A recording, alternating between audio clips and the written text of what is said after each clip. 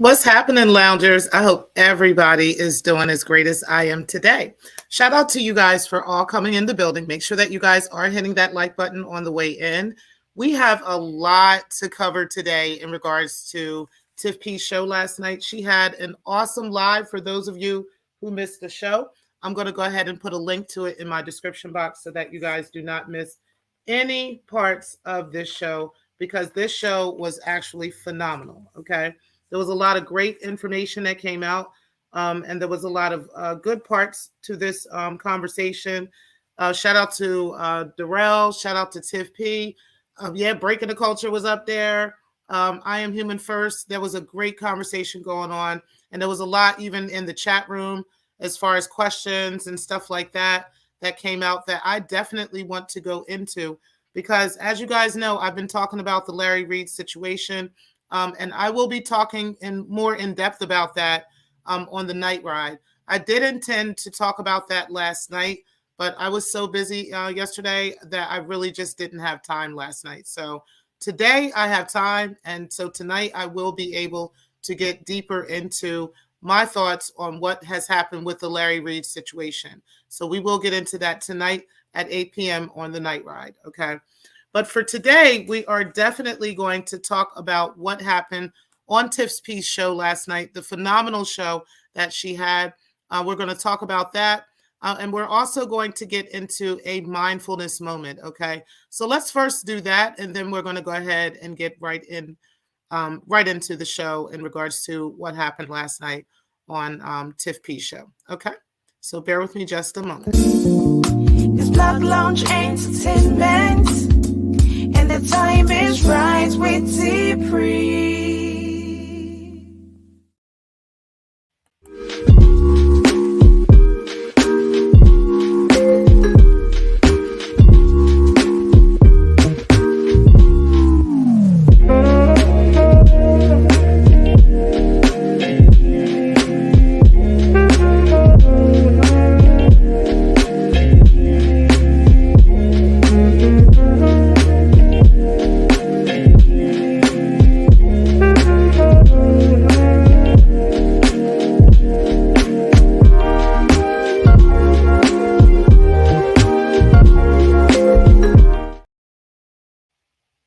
So the first thing we're going to do is talk about taking time out for yourself and how important it is to actually be doing that. Okay.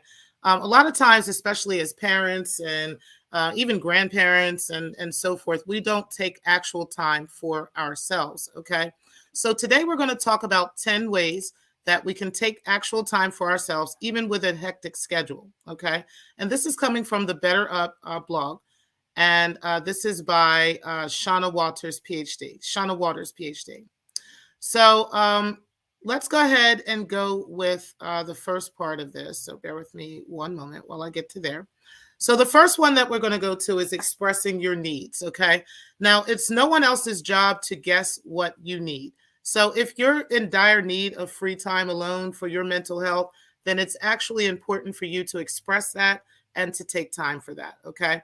You want to let your friends and your family know exactly the fact that you need to take this time off for yourself. And think of ways that you can ask for their support in getting that time if you're actually struggling to figure it out. So, for instance, you can delegate some of the activities or some of the things that you do to others in the household or others in the family. Or you can get an accountability partner who also takes time out for themselves and they're contacting you to make sure that you've taken that time. Okay. The second thing that you can do is actually question any guilt or any guilty feelings that you have. Okay. So do you feel guilty about taking time out for yourself, like having that mom guilt or that wife guilt, that kind of thing? Well, you can explore that guilt and certainly don't push back on it. Okay. You want to question yourself about the guilt and make sure that that is a key part in performing the inner work that you need to do about that.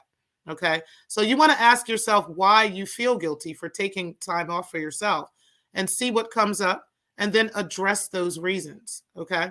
It also helps that you journal about those things. So you want to write down every reason behind that guilt and then dig a little bit deeper and ask yourself whether this reason is actually a fact. Okay. Like, for example, you can say you may feel guilty because your family might need you, right? You might think that the kids need you, or your spouse needs you, or your parents need you in some kind of way. And that may even be true that they do need you. But in order for you to pour into anyone else, you have to pour back into yourself first, okay? You can't pour anything from an empty jar. So you got to make sure that you're pouring time and energy into yourself first so that you can pour into others, okay? And there's nothing selfish about that. So the third thing that you want to think is to learn how to say no to people. So your time is precious, and it's the most finite source resource that you actually have. So you're allowed to say no to doing things that you don't like doing, and that you have that your time is limited over. Now, it is important to make compromises in those relationships, and also important not to say yes to absolutely everything. Okay. So you definitely want to take time to say no. Now, if this is something that you struggle with, you want to start small before tackling like a really big topic, right?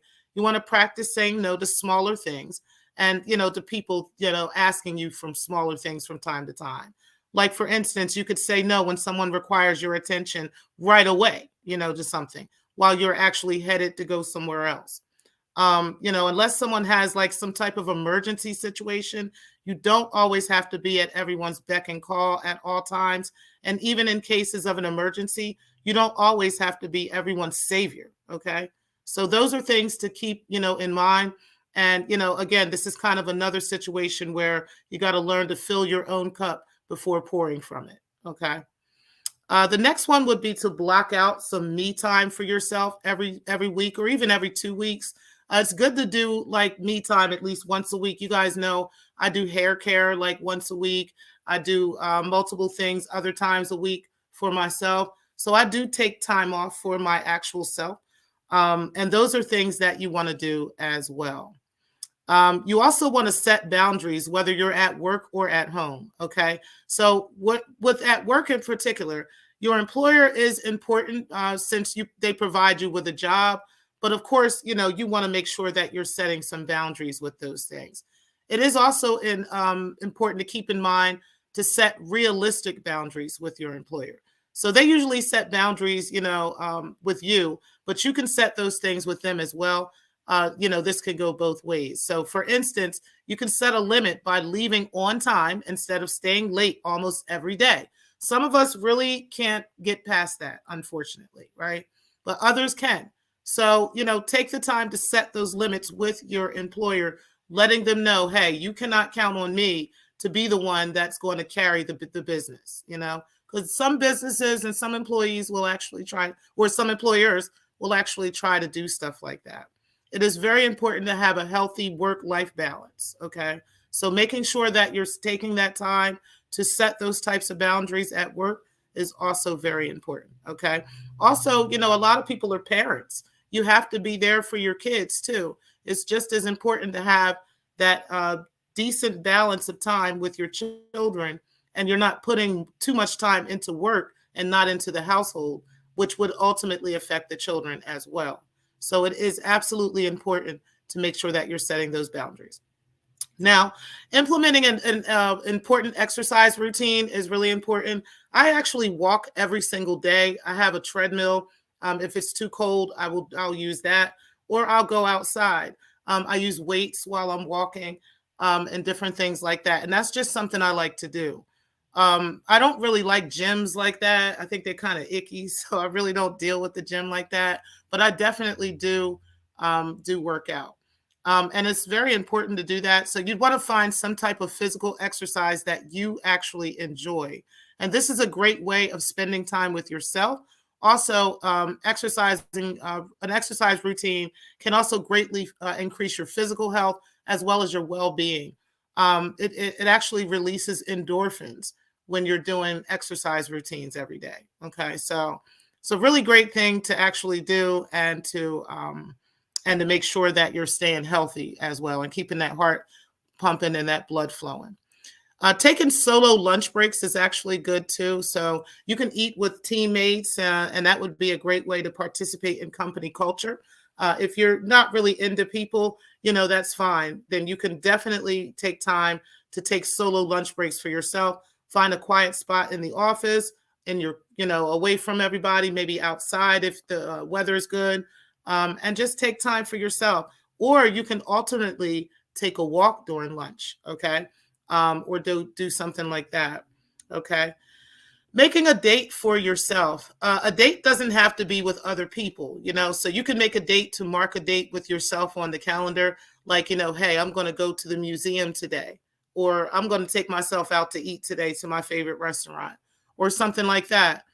Just taking that time to put you on a pedestal for a moment is absolutely essential as well. Number 9, you want to try to do absolutely nothing some days, right? Most of us are always busy, 9 to 5, 10 to 7, whatever we're doing. We're always moving around.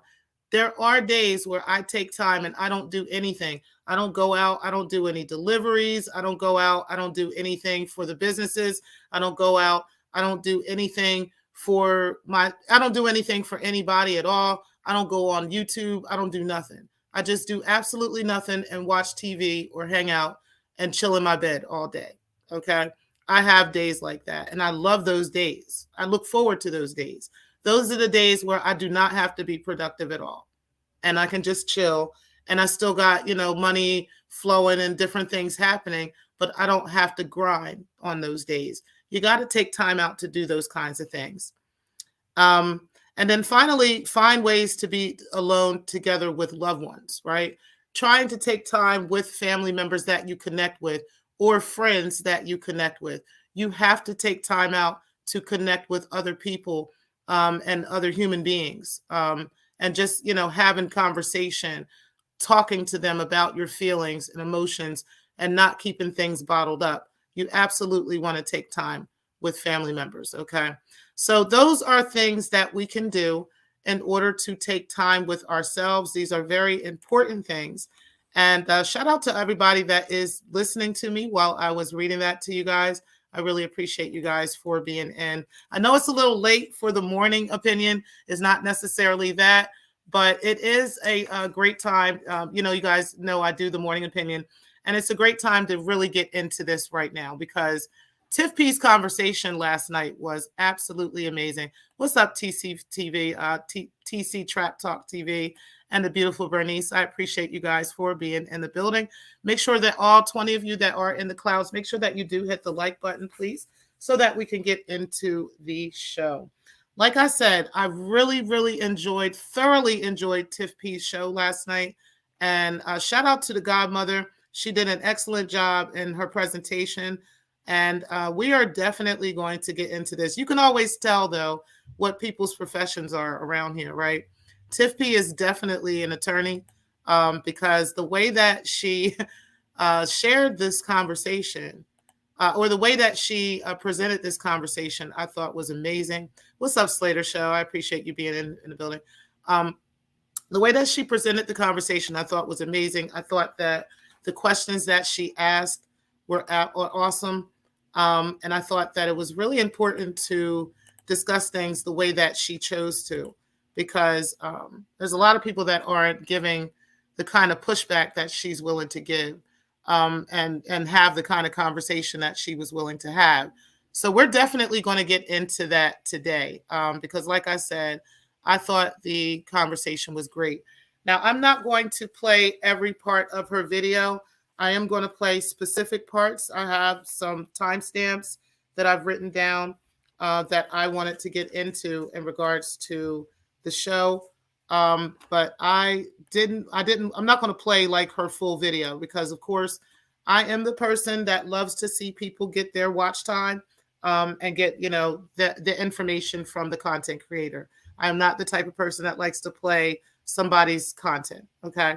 But for the purpose of commentary, I am definitely going to do this today. We're going to have this conversation because, again, this definitely segues into what I've been talking about in regards to Larry Reid.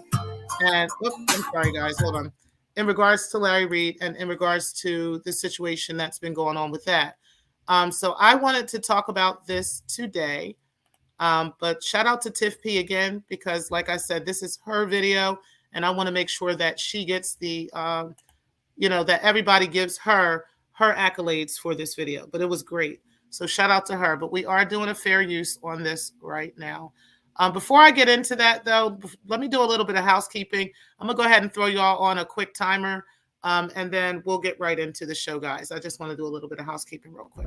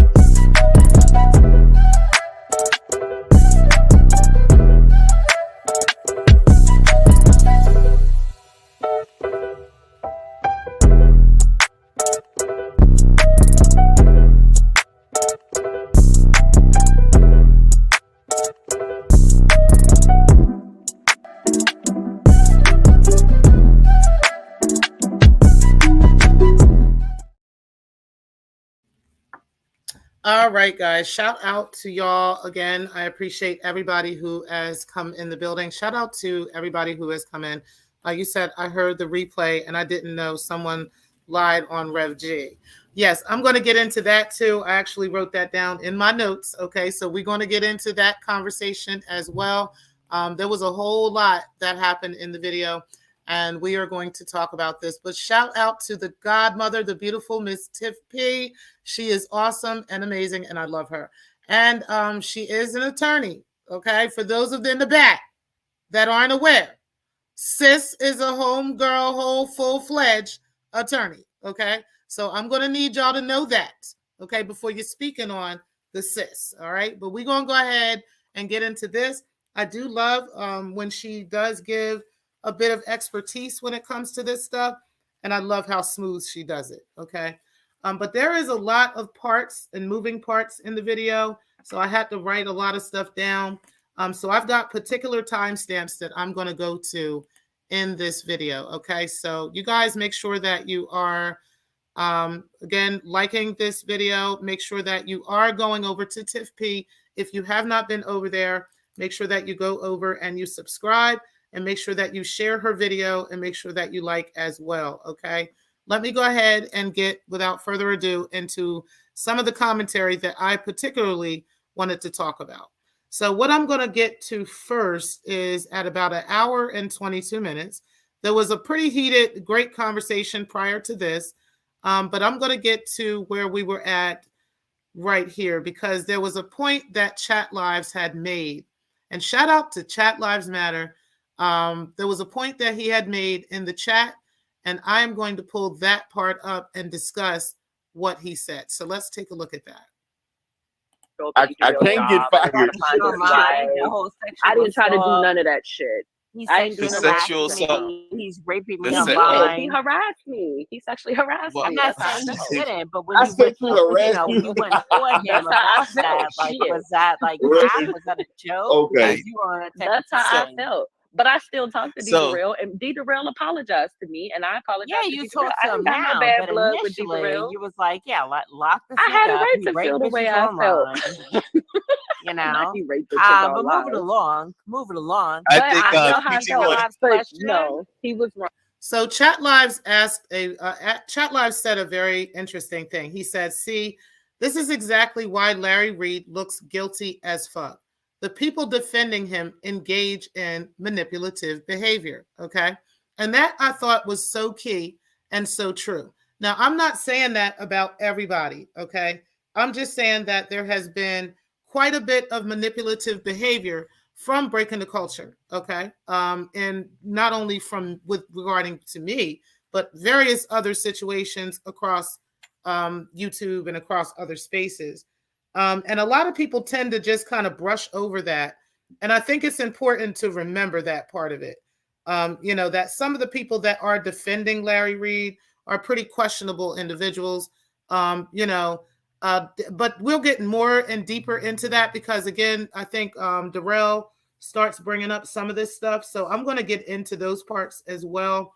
But I really wanted to bring that part out of it because there was a lot of conversation that was happening prior to Chat Live saying that. Okay. There was a whole lot of blicker blacker and back and forth and, a whole bunch of deflection and a bunch of other stuff. And it's like, this is why this man is looking guilty, because some of his biggest supporters are trying to pretend that they haven't seen, the same evidence that everyone else has seen, that they haven't listened to Larry Reed himself admit to some of this stuff. Okay. And then they're still like, oh, I don't know, but, but fuck all that. But listen to me. And then, at the same time, behaving in very manipulative behavior, okay? Such as some of the stuff that ends up coming up in this video, like you not having your children, okay? But let's get into a little bit more of what was happening, because Chat Live said something else at about 1:32. So let's get to that. Now something doesn't sound. As soon as these people came out, you all immediately dismissed everything before they said one word. You were questioning whether or not they were supposed to be to show themselves or be anonymous and all this other different stuff. Well, let's just pray that no one ever comes out and say that you raped them, D. Darrell, or you I am human, because we know who you are too. So just God forbid if someone ever came out you're showing extremities right now. We're speaking of. So that is very extreme, okay, for her to throw something like that so heavy out, like, oh, God forbid if somebody says that you R-worded them, or God forbid if somebody, God forbid, but you got to remember, the blicker blacker, okay, the blicker blacker's out this piece. Shout out to the speakeasy. But let me stop looking at this chat real quick. But anyway, so the point I'm trying to make is, like, you're actually really, this is a straw man's argument that you're making, okay? Because at the end of the day, Darrell is not being accused of such a thing. It's Larry that's being accused of this. And it's not just Larry it's not just Levantre that has accused Larry of this. There is like 2 other people at least that are accusing Larry of the very same thing, okay? So you can't have both. You can't say, hey, you're mistreating Larry with this situation, and God forbid if this happens to you, that you wouldn't want anybody, to protect you in this matter. No, it's not even so much about wanting somebody to protect him in this matter. It's literally, he wouldn't find himself in a situation where 3 individuals, different individuals, are accusing him of such behavior. Like, everybody on that camp and in that side of things want to just literally just skip over that part of it. Okay. That, we're just, there's 3 people that are accusing this man of the same exact thing. And some of the situations are worse than the others. There was a lot of lies and rumors that Breaking the Culture was trying to spin yesterday in regards to Levantre. That is not true. Like, for instance, she was trying to say that Levantre is saying that he was R-worded by Larry, and that's not true. Okay? So this is what Chat Lies meant in regards to manipulative behavior. Okay? like trying to throw things off, trying to say one thing and make something else, make it like it's something else when it's not that. Or trying to throw and insert yourself and your story into this situation, like as if your story and your situation really has any relevance to what is happening regarding Larry Reed. But let's go ahead and continue with this, because Chat Lives actually said something right here as well. He said, it's a waste of time trying to disprove a lie to the liar that lied the lie. Just saying. They know they lie. Exactly. It is absolutely a waste of time trying to disprove a lie to the liar that lied the lie. And I need y'all to let that sink in real quick. Let's go ahead and move a little bit more and a little bit on to about this part right here, because this is another Chat Lives comment. And then we'll go, actually QT had a comment, even though I don't really fool with her, but there was a comment that she made that I thought that made sense. She had asked him to make a video about how and why I Am Human had ended the relationship, so that he can make it clear and get to that point. But then there was another point that Chat Lives had said, and here we go right here. He said, I Am Human first, the goal is to get you to begin to try and answer for Daryl Moore. Because what was happening is Breaking the Culture was trying to get, basically she was trying to make I Am Human answer for all this stuff that Daryl Moore allegedly has done to her and all this other stuff. So we're going to get into that real quick and just play that part. These things on videos. Okay, we gonna see. Let's slow it down. Breaking, can you run down those 4 Don't points fucking again? play with me. I Am Human. Don't do me. No, real talk. You No, can fucking feel how we felt. We're gonna be cordial. You can't Breaking. Can you run down those 4 points again? I would never be cordial with a motherfucker that want to sit up there and try to dismiss what the fuck happened to us. That motherfucker was up there terrorizing our families. He was actively calling ACS on the fucking internet while you were sitting there. They were actively fucking calling Con Edison while you were sitting there. He literally on YouTube drove to my fucking 90-year-old mother's fucking house and threatened her on YouTube, drove clear across fucking state. So let me make a disclaimer about that, right? I definitely want to say this, and I've actually stood up for Breaking in the past regarding this.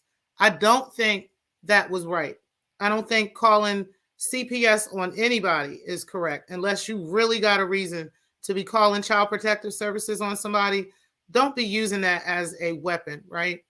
And I don't think we all know each other enough, from YouTube to be able to be in the lives of somebody's kids to know whether or not somebody's kids are in danger, quote unquote. You might not like that person, and you might even think that person is not a good parent and all that stuff. But if you're not actively seeing abuse coming to those children or something of that along those lines, calling Child Protective Services is probably one of the worst things you could do. And I really think that was trifling on anybody's part who took part in anything like that. Okay. I do definitely want to say that. But yeah, let's go ahead and continue with that. But I did want for the sake of the kids, I do think that was wrong. Okay. Now, I don't think it was let me see your transcript that was calling CPS. Okay. I have good reason to believe that. If Breaking the Culture will show those receipts, though, that she's been claiming that she was going to show for like the past year and a half, then okay, then I can believe you on let me see your transcript actually called. I understand you told me even a while ago that CPS told you that let me see your transcript was that her name is on the paperwork. I understand you told me all of that. But again, that's not convincing me that she is the one that actually called, because like I said, there's other people in this sector that know all of Kimberly's information. Okay. And they would be the type that would do that type of shit.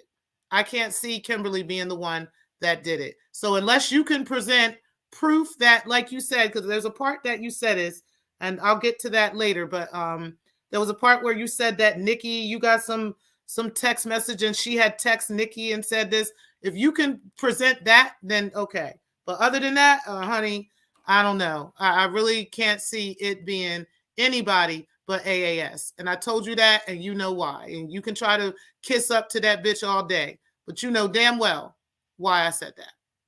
But anyway, let's go ahead and finish into this. State lines, went to Atlanta and was threatening fucking Larry Reed. That man was sitting up there brandishing weapons, threatening to put bullets in all of our heads, threatening to kill us, all types of fuck shit. That man was up there breaching data and everything, and you were sitting right there watching it just like everybody else. Stop. Breaking stop. I am human. Do you disagree?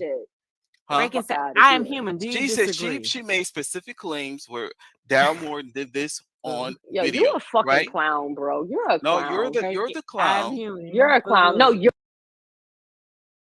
So that's also a problem, right? Because if we're not ready to because a lot of us were not ready to jump out the window on that whole situation over Kimberly and over the A-Team and over Daryl Moore and stuff like that, right? I didn't even want to jump out the window, but I definitely, once I knew a lot more and once I had heard about the CPS stuff and all that stuff, I really was bothered and disturbed by that, right? And I said something openly about it. And I still stand by what I said on that stuff. But, here's the thing.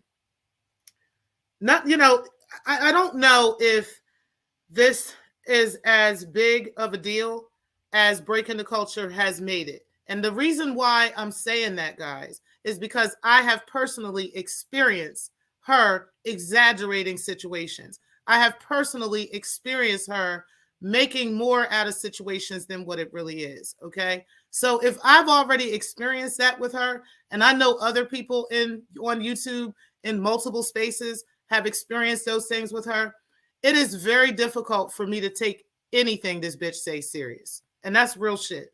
So Daryl Moore and them, okay, the difference between Daryl and Let Me See Your Transcript and all of them and Breaking the Culture is they have all talked about receipts on each other, okay? Each one of them have all talked about these receipts. But Daryl Moore is literally the only one that has presented these receipts. He is the one that has had your children's grandmother on there. He is the one that's had, or your son's grandma on there, proving that you have two long lost kids. He is the one that has proven that, why he went up to certain people's crib to check on different things to see where they lived and, and just trying to verify certain things. He's done that stuff just to make sure that y'all can get served in court. He's verified that he's actually had y'all served, and actually went through court proceedings with y'all. These are the things that he has presented. And he is the one that said, I've called Child Protective Services on you. I don't agree with him on that. But at least he was like, no, it was me. It wasn't Kimberly. It was me. He even got a song out telling her that he gonna get these niggas. You know what I'm saying? It ain't her. So, I think you're wrong about the Kimberly thing. And I've told you that for a long time. And I absolutely mean that. But it is a serious thing. I do think that it was a lot that was going on. I think that there was a lot of stuff that was happening that was taken away from the actual victims themselves, that we should have been talking about. But I do think that Breaking the Culture is most definitely exaggerating a lot of this stuff. And I think that she's an agent provocateur. And I think that she tries to make things look bigger than what it is in order to throw things off for Larry, allegedly. Now, I can't say whether that's true or not. Of course, she's not going to admit to that, allegedly. But that's the fucking way it looks. Because like Darrell said, this bitch is always in everybody's business and knows everything going on. But you don't know anything about this situation. You only know select things, and you're very selective on what you know. So we're going to get into this, go a little bit further into this situation. Because like I said, it was this one part here that we were talking about, or that they were talking about, that I thought was wild. And I'm going to just play that now, and then we're going to go ahead and get into this other part. You're a clown. You're actually a clown. You're a clown. Because I'm gagging. You're a fucking clown, bro. You're a clown. Oh, I wanted to say this part. So, it's like she says we're all clowns, or anybody's a clown if they don't agree with this quote unquote evidence that you and some of your friends who agree with Larry are presenting. Okay. So that makes us clowns. That makes us wrong if we're not eating what y'all are putting down. Okay. That's pretty much what you're saying. So if somebody doesn't agree with whatever you say, especially without evidence or fact, then, that makes them a clown. That makes them wrong. But shout out to I Am Human, because he didn't turn up on you. Okay. He just let you turn up and yell and scream and jump up and down because they chose not to agree with what the fuck you said. As I don't, right? And as many people don't. Okay. But it's okay to agree to disagree, but it doesn't make you a clown. And now you got to, resort to disrespect because they disagree with what you said. Like what you've been laying down in front of I Am Human and in front of that sector ain't making sense. Period, sis. And that's what it is. And it ain't making sense to me either. It really ain't. Because like I said, ain't nothing slow about you. Well, maybe a little, but it ain't nothing too slow about you. Like you actually know what's going on. You just don't want to talk about it publicly. And I'm not getting up on this panel or I'm not going to discuss this. But no, you wanted to discuss it. And so we're going to get into just how much you discuss. So let's go ahead and get into this right away. Let's first start with, I'm going to go back a little bit to this part right here.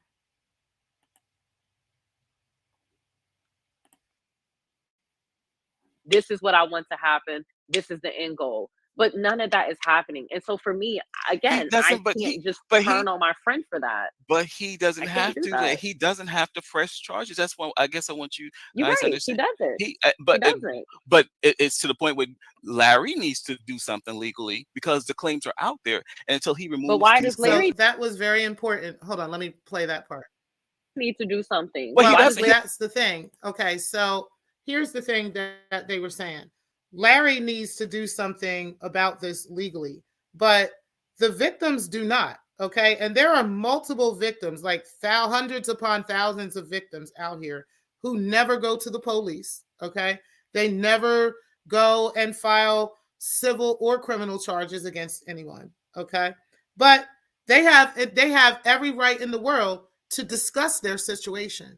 They can talk about it to whoever they choose to. They can go online and talk about it. They can go on Discords and talk about it. They can go on Facebook and talk about it, on YouTube, anywhere that they want to. They can go to a church and talk about it. They can go to their friends, their family, and talk about it up until the day they die. And there's not a law anywhere that says that they can't. So why is it that a person who is an accuser and an alleged victim is not able to have a discussion about what is going on or what has happened to them? Why is it that there has to be an end game? Why is it that there has to be some type of ending to it? Why is it that abuse against Black men in our community? Why do we have to have an end game? Because it makes you uncomfortable? Like I did hear a couple of y'all talking about that and saying how this is a very uncomfortable situation. This is a very uncomfortable conversation. And yes, it is. It sometimes needs, the spirit needs us to stir the pot at times and have these very uncomfortable conversations with each other so that history does not continue to repeat itself. Okay. So that we're getting out these painful topics, these painful conversations, and we're not sweeping things under the rug. And we are having these very difficult conversations with each other. Okay. And unfortunately, there may be some casualties along the way while we're having such conversations. All right. But yes, I definitely wanted to bring that up because I heard you guys say that a couple of times in the video, that what's the end game and when does it all end? And and all this. And there was one part that was brought up that made sense. Well, Larry Reed has talked extensively about what has happened to him in the past, right? There's multiple people out here who are talking about the abuse that they experienced in the past. And no one is pressing them for an end game. No one is telling them that they need to go and take them to court or I won't believe you. No one is telling them, well, you need to make a police report or I won't believe you. Like I said, there are millions of molestations and rapes that are never reported. And some are reported and still nothing is done about it. Okay, so I don't even want to hear about anything like that. And I think it's very disingenuous to say, you know, you got to have a report in order to believe this person, or you got to have, you know, some other shit to believe this person. And especially when you got evidence right in your face, which we will get into later on tonight in regards to what actual evidence came out and what conversations were had. Okay.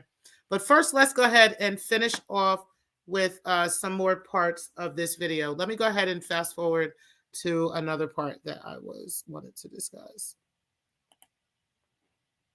What are you saying? Did. What are you saying they did? McMillan did. Tiffany, what are you saying that they did? You not hear what breaking the course you just said? And I said when she said people showed up to her house. We watched him in. Did you not watch it in real?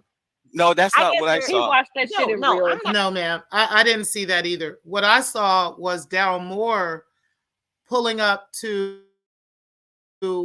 allegedly Larry Reed's, one of his alleged residents. Okay, I didn't see any videos.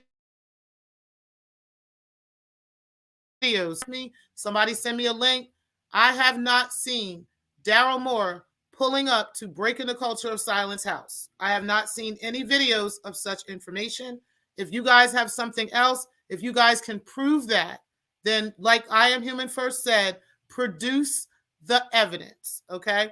Like I am no longer listening to this bitch tell me anything and just say whatever she want to say. I'm going to need production. Like we need some evidentiana, okay, of some stuff when it comes to you. We can't just believe what you say anymore. Like I'm going to need a video because you said that this man was on video and let me see your transcript was in the chat cheering him on while he was at your mother-in-law's house and while he was at your crib bothering y'all. Show the evidence of it, okay? Because you always say a bunch of stuff and you ain't got no evidence. Don't show no doctored evidence. Don't show no fake receipts. I want to see this nigga actually pulling up to your crib. That's it. I want to see that. Like, other than that, you know, like I said, I really think that you're exaggerating a lot of stuff that you claim happened to you just to try to make this man look like he's crazy and like he's deranged, kind of like you did. And, you know, just so that nobody believes what he's saying about Larry Reed. Literally. It's funny because since I have even been a person who has kind of amped up and said, you know, hey, I want to see what really happened with these victims. Ever since then, you kind of been on a campaign against me too. It's crazy. Don't make no goddamn sense. But we're gonna go ahead and get into this real quick. Let's go ahead and go into this part here. I ask you, no. I'm not even caping. I'm not even caping. I'm just saying I am human. Maybe I'll fucking dox your family. I am human because we know who you are. Maybe we'll dox am human. Your family and let you see how that Daryl Moore. But you see how, like, in a situation like this, it's like it's almost like you want to play on people's emotions, right? Like, maybe I'll do this to you and then you will see how it feels. You know, like, girl, like, I'm gonna need you to just show us this evidence that all this shit happened to you. Because again, you haven't shown that. You've literally sent me, I think it was like one little form and all this stuff, but you have been telling us for over a year that you are going to present all this evidence that these people have done all this stuff to you, and none of this stuff has been presented yet. Okay, so I'm going to need you at this point to stop hopping on panels, stop threatening Kimberly like you really about that life. Stop saying that you want her to pull up and you going to do this. Bitch, you not about that life. Okay, just cut it out. Okay, I'm going to need you to stop doing that, and I'm going to need you to present some evidence of these things that you're saying. Other than that, you a liar and you a deflector. Like, real shit. That's what it's looking like at this point. All right, guys, let me go ahead and pull that back up again. Okay, I got it right here. Let's go ahead and get into a little bit more of this video because there was another part I want to get into. Even about Reed.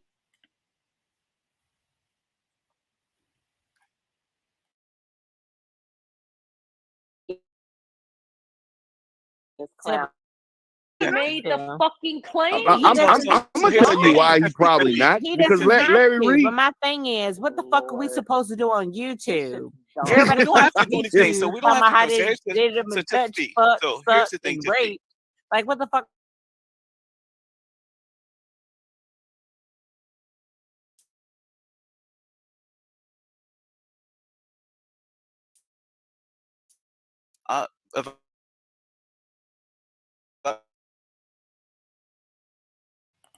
All right, hold on a second, guys. For some reason, it keeps going in and out. So bear with me just a second. Let me go ahead and bring that back up again. And again, make sure that you guys are hitting the like button. I truly appreciate everybody for being in the building. Shout out to all of you. But there was a particular part on here. I think I was already talking about this a little bit, just kind of getting ahead of myself. But talking about this on YouTube, and this is what they were talking about. And, you know, what can we do? And, you know, why are we talking about this if there's nothing we can do? Well, that's the point. People are talking about it. They are raising awareness to this situation, right? It's not a matter of what we can or can't do. It's literally a matter of raising awareness to the situation. There's a lot of people that are not aware of what's going on with Larry Reed. There's a lot of people that don't know what was actually happening with sharing your story and with sharing what is, you know, sharing these stories and talking about these kinds of things. Because when do we get to a point where we're no longer behavior of protecting such individuals or coddling the behavior of protecting such painful things from happening? Okay, we got to talk about these things so that they don't continue to repeat. All right, so I'm going to go ahead and get right back into that again.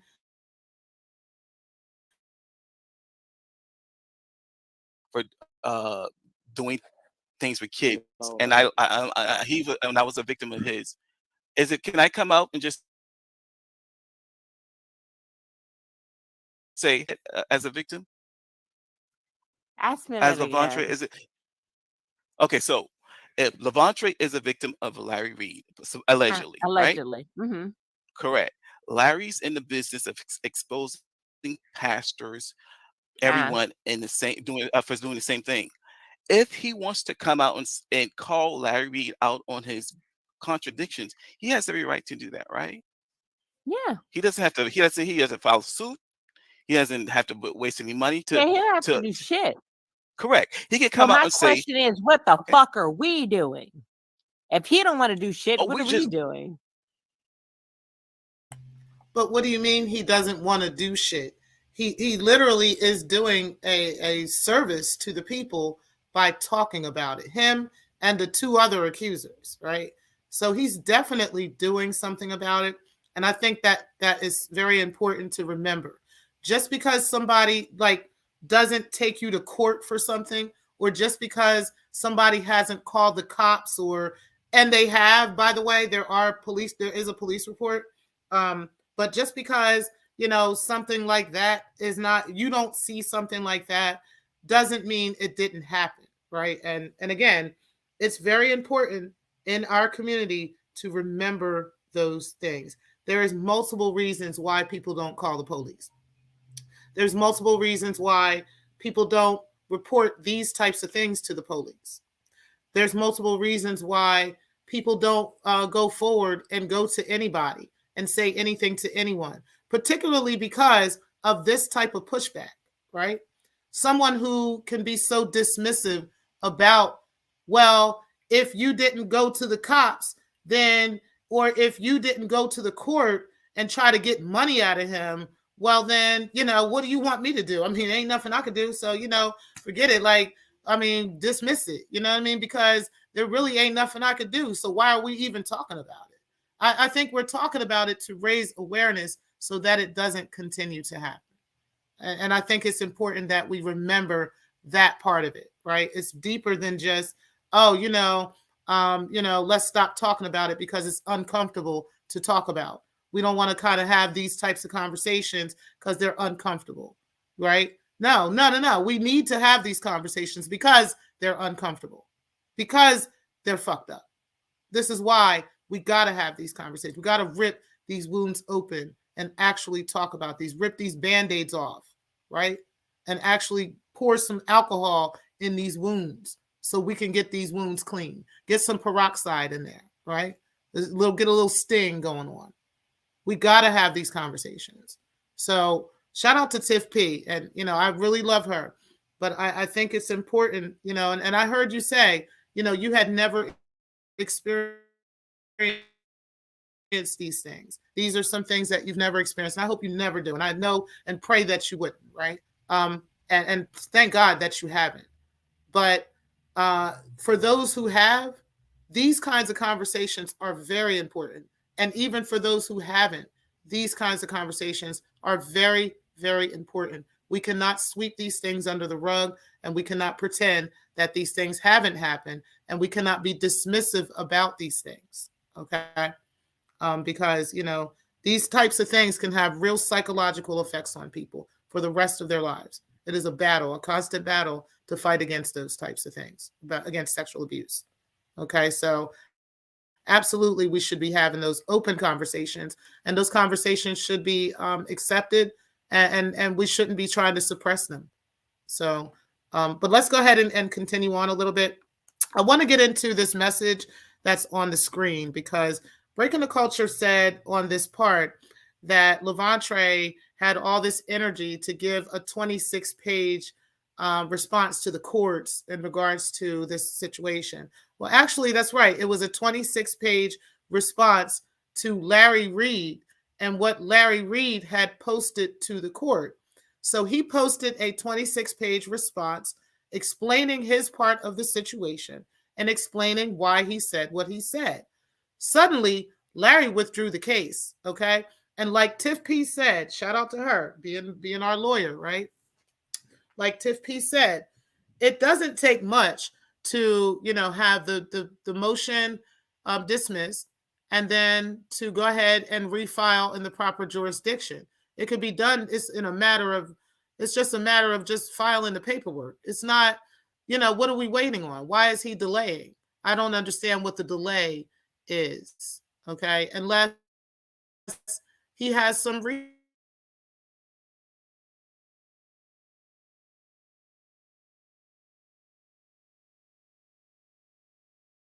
Like, yo, this person is defaming my name. They are all over the place. They're making money off of this. She's got this app on the website. She's making $12 per pop per person, and they're getting this information out about me. Like, why wouldn't he pursue that to the fullest? Okay?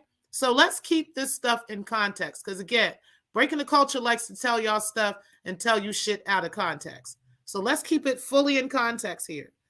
That 26-page response from Levantre, shout out to Chat Lives, which was done on November 14th at 9:42, was for the motion to dismiss for failure to state a claim by the defendant, because the defendant is suing him, but he didn't really have a claim on there. He just kept saying, he was very evasive about it. He was like, I'm suing him because, well, I'm not going to talk about the reasons, but this is what's going on. And that's literally what he did. So Levantre, being very intelligent and having the backing and the money that he needs to do this, asked that question. Like, let's dismiss this because he's not even telling you why he's suing me. Okay? And then all of a sudden, Larry withdraws it and claims it was a jurisdiction issue. How come you don't just go file in the proper place? I don't understand. It's been long enough. Literally, that could have been done within the same day, 2 days, a couple of days, 48 hours at the most. And it hasn't been done. So I'm not sure why, Larry's attorneys haven't done this, especially since he said he pays them like $30,000 a month. Okay, so I don't get it. But anyway, let's go ahead and finish on. We're going to move on a little bit more, because I want you guys to hear this part of this story as well. So I thought this was kind of crazy. And tell you that you can't like somebody. You can like who you want to like, or don't like who you don't want to like. But to sit up there and say that just because you don't like somebody that they definitely did something, you can't say that he definitely did anything, because none of us know. Nobody knows. We don't know. And that's well, I'm gonna tell you this. I'm gonna say this as a person who has heard people express what has happened to them, whether they were adults or kids. I'm seeing consistencies that lean towards the fact that he did it. So what? And I'm gonna just leave it at that. Darrell, what if all four of us on this panel now voted he dead? What the fuck are we supposed to do? What do you mean we're supposed to do? What do you like? Yeah. What are we supposed to do? I don't understand why you kept asking that question either, Tiff. I'm just, what do you mean, what are we supposed to do? Like, we're having a discussion about this because these are things we need to talk about. It's not really anything we could necessarily do other than, come up with ways to help protect ourselves, addressing childhood trauma, addressing issues that have caused these types of things to repeat itself over and over. Those are the things we could do. You know what I'm saying? I don't know if you're thinking, us talking about this is somehow going to put someone in some type of jail or something. If that is what you mean, I don't think we have the power to do that, right? But we certainly do have the power as the people to discuss these things in depth with one another and to come up with solutions to protect our families, to protect our women, to protect our men, right? And to protect ourselves from these situations, and that we're keeping this, we have gatekeepers that are keeping this kind of stuff out of our communities. This is what we can do. So, but let's go ahead. That wasn't the part I wanted to get to, because I know you said that, but what is the end goal? That's basically what she's saying. What is the end goal behind all of this? Why? I don't like this shit. It's becoming exploitive. It's becoming weird. It is. Wait, but Tiffany, wait a minute, Tiffany. Wait a minute, Tiffany. You speak your speech, Jarrell. Tiffany, you brought her on here to talk about this, and now we're gonna say it's exploitive. I've been saying. I thought that was interesting. I did agree with that. Like, you kind of brought her on the show. So, but let's go ahead and continue. Wait a minute. You're participating in the exploitation. All right, you're right. I shut the fuck up. You're right. Yeah, you're right. It's like nothing's coming of this. It's just all this exploitation. But it's not really exploitation, because the victims themselves are the ones that are choosing to talk about this. They are choosing to discuss it, okay?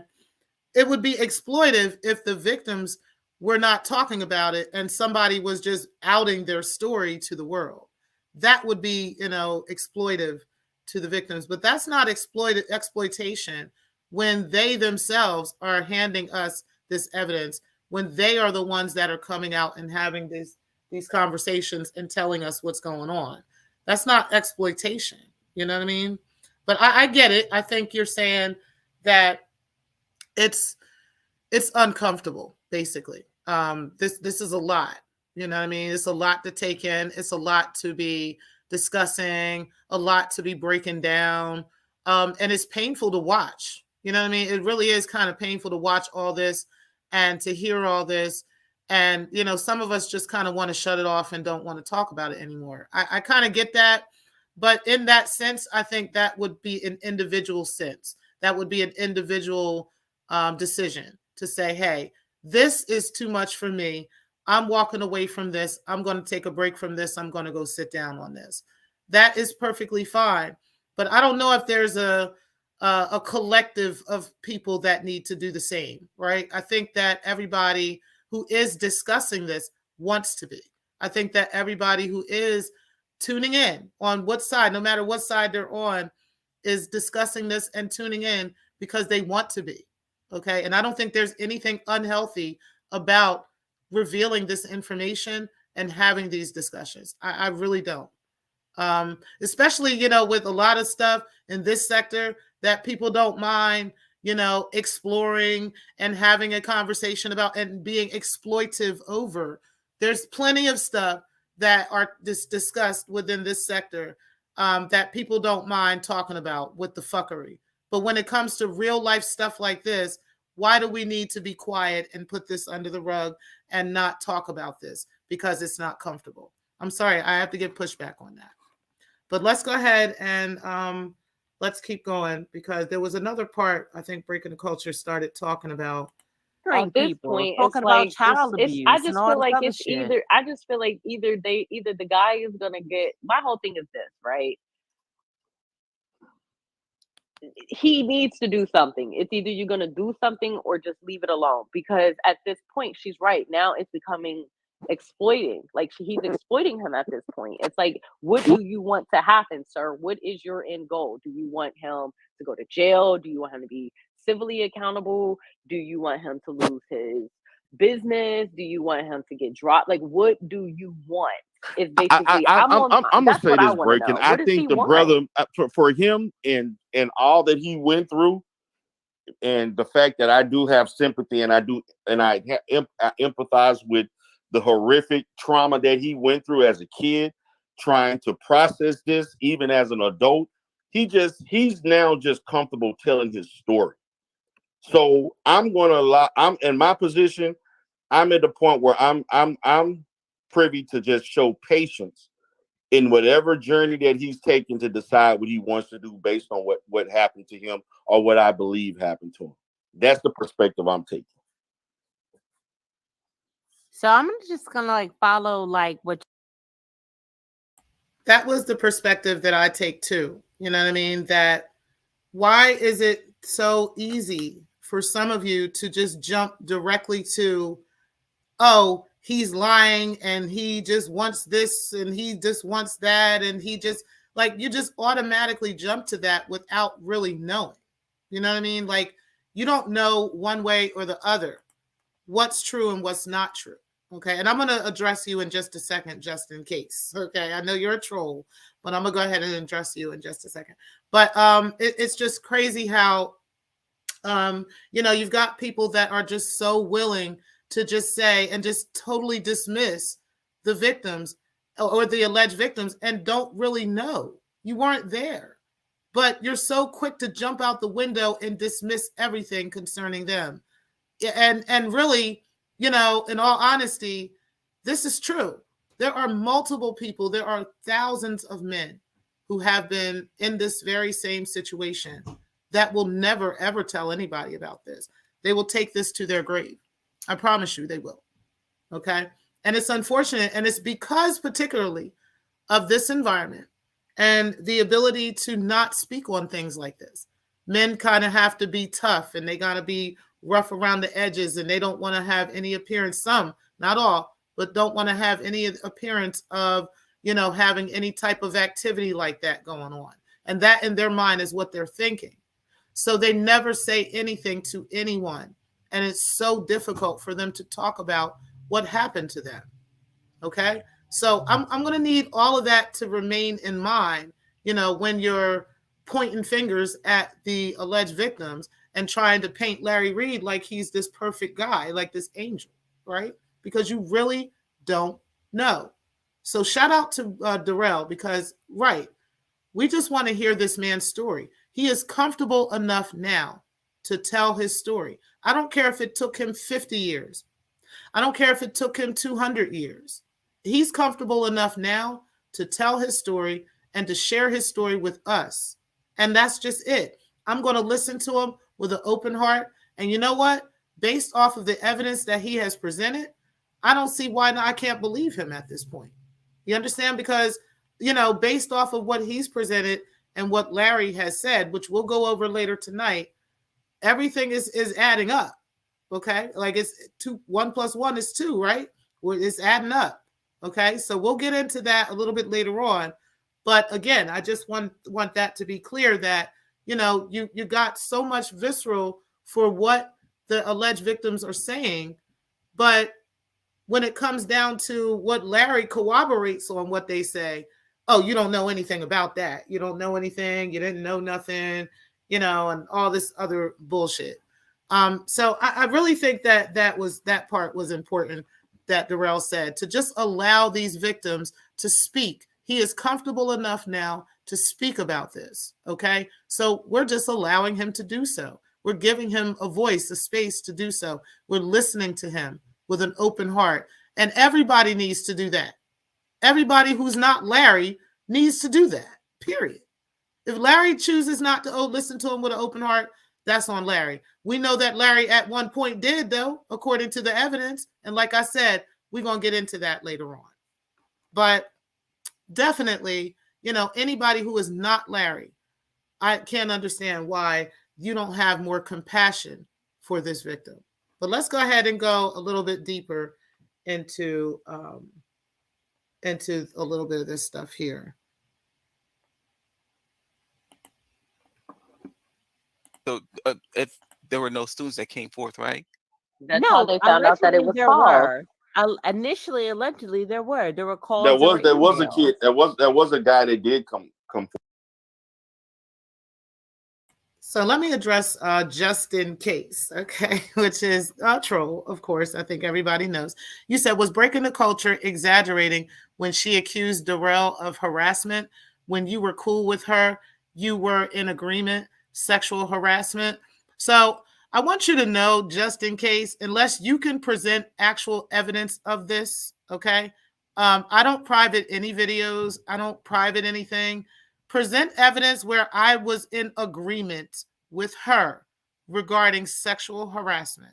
Like, and if you can't do that, then why are you here? I'm not even sure why you broke your neck to jump out the clouds to say this stupid shit to me, because I was never in agreement with Breaking the Culture about any damn thing. That was her choice. She a grown-ass woman.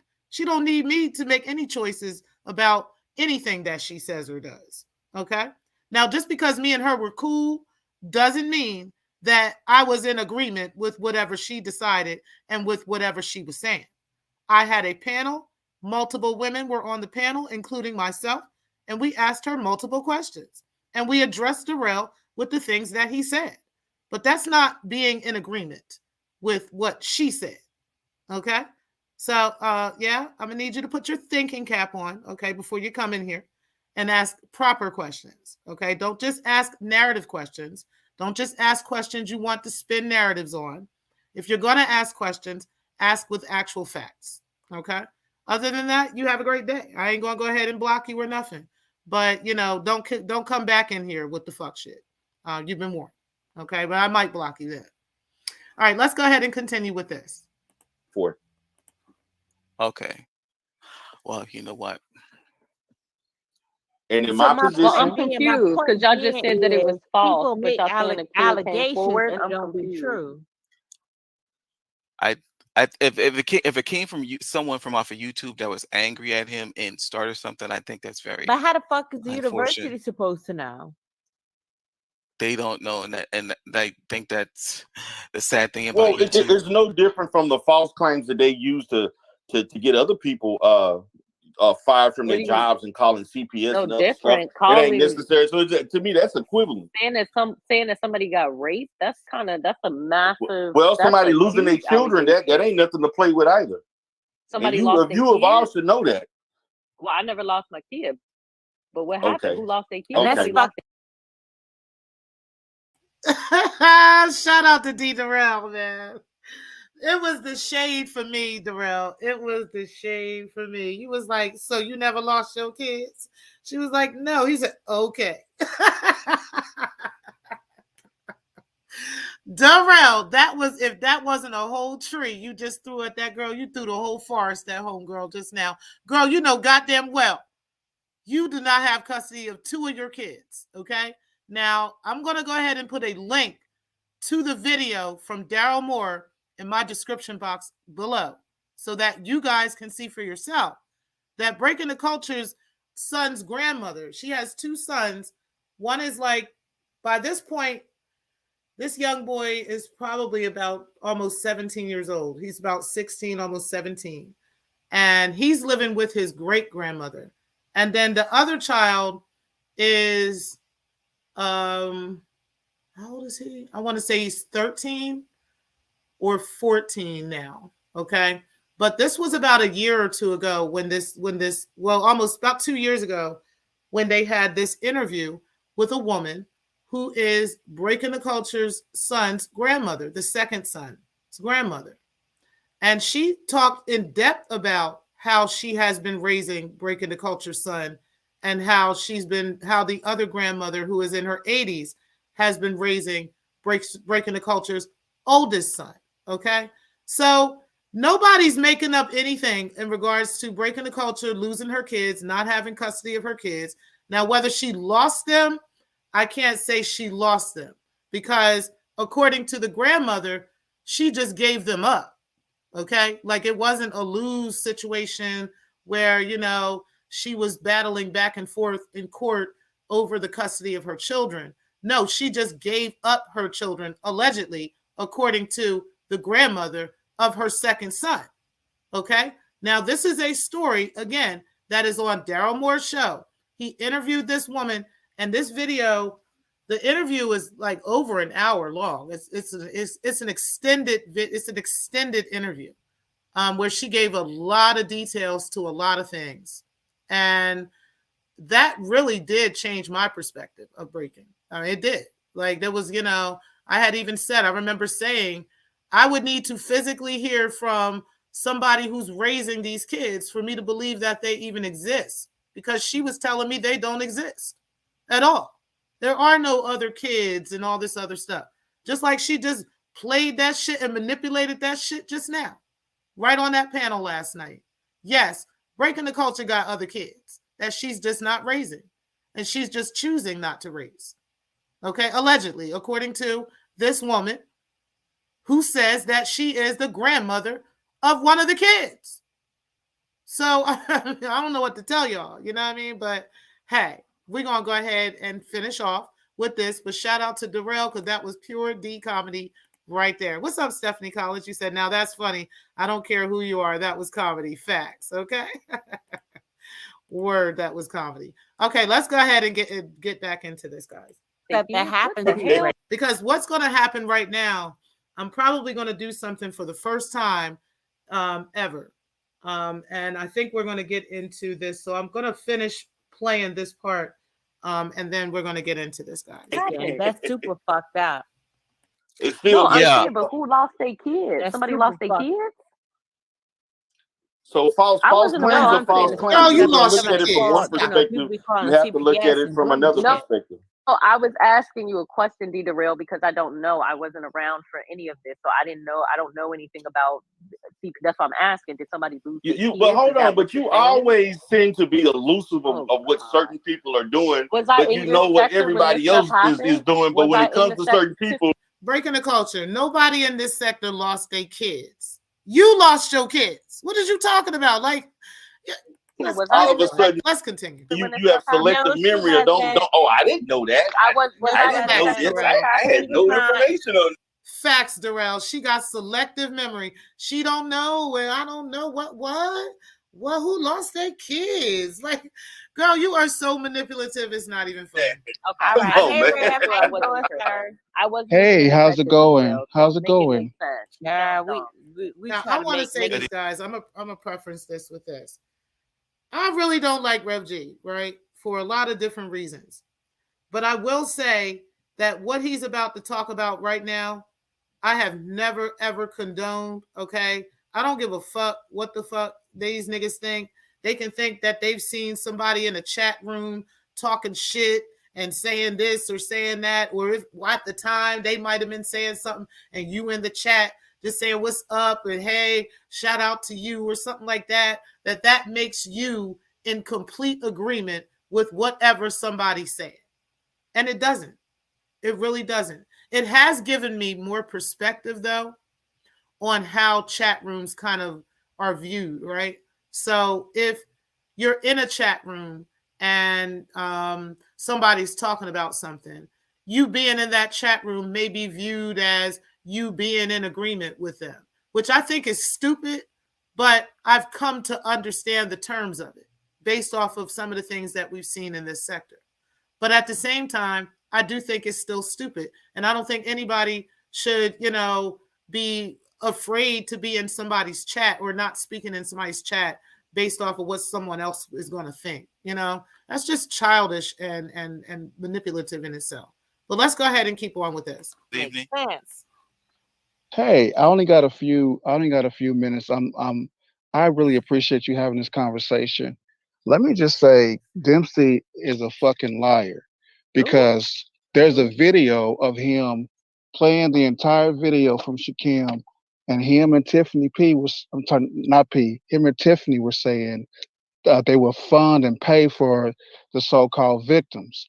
So let me tell you this: that was January 27, 2021, and there was an investigation done, and Shakim, he called the college also. He filed reports, gave fake names. There was a thorough investigation. I mean, I sat for hours and hours and hours talking to police. We actually have a real police station.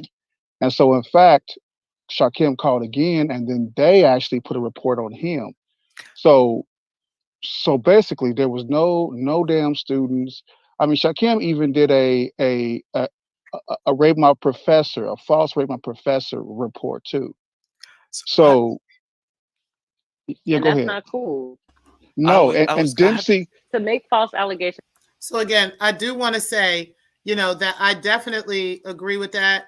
Rev G, as much as I got you blocked, so you probably can't even respond, but as you be watching, okay? So shout out to you. I know you be watching. But listen, as much as I disagree with you on a lot of things, right? That I do agree with.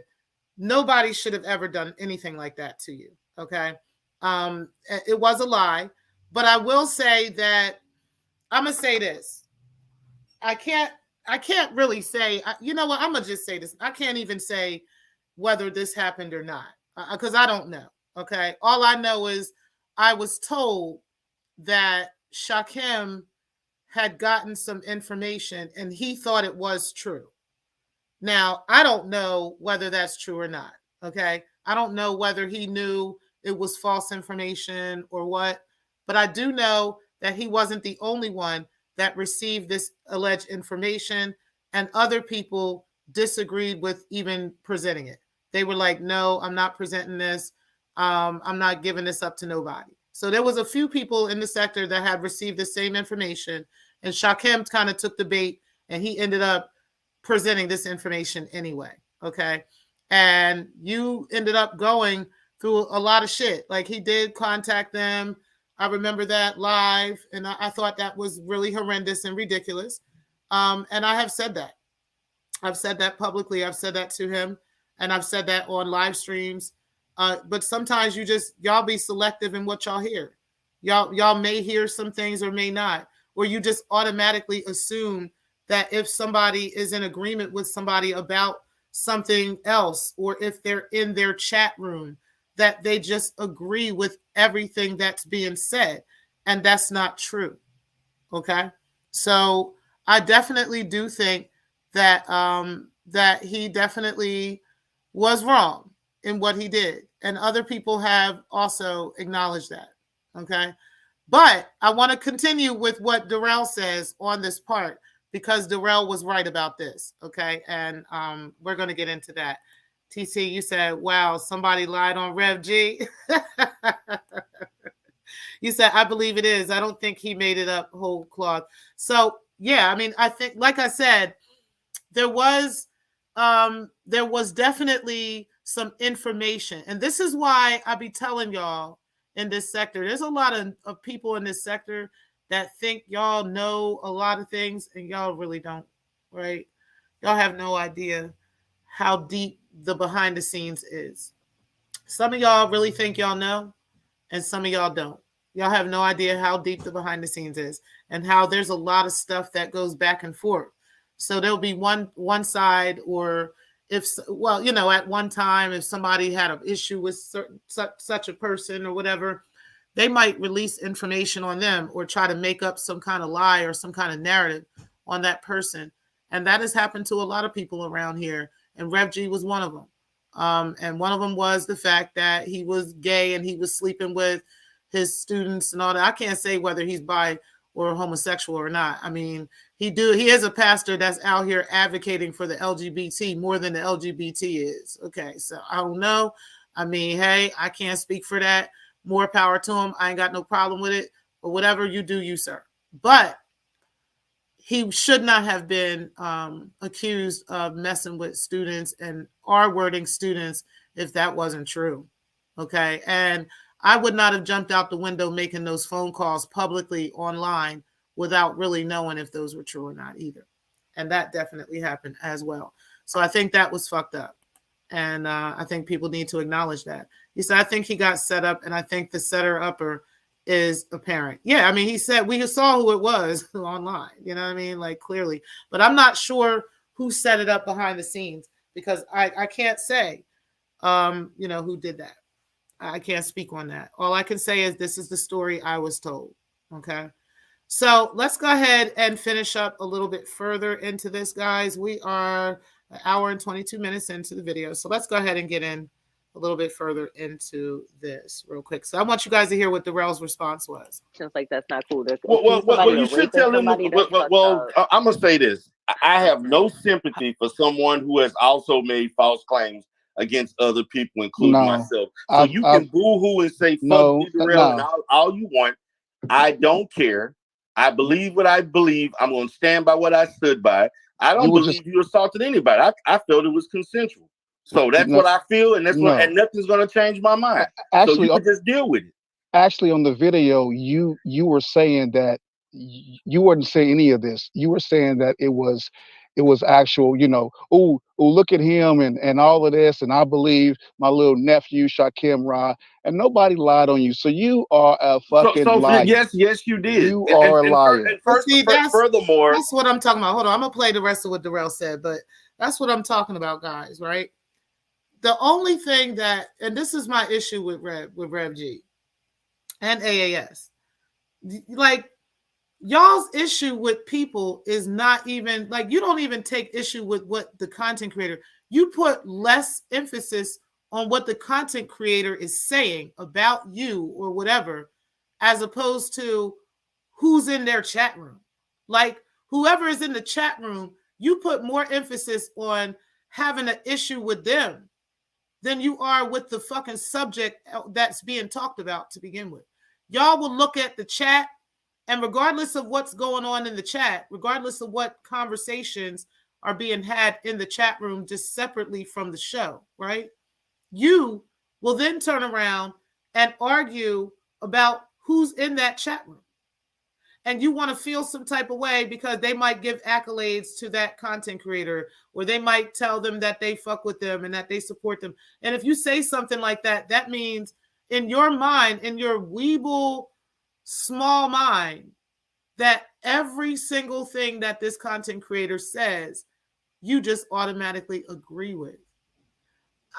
You know, it comes a level of maturity that comes with knowing that, you know, just because someone is around or because someone is speaking to them or someone saying hi doesn't mean that they are in complete agreement with every single thing that that person does. Hell, they may not even be aware of every single thing that that person does. They may not even be aware of everything that person has done up to that point in that video.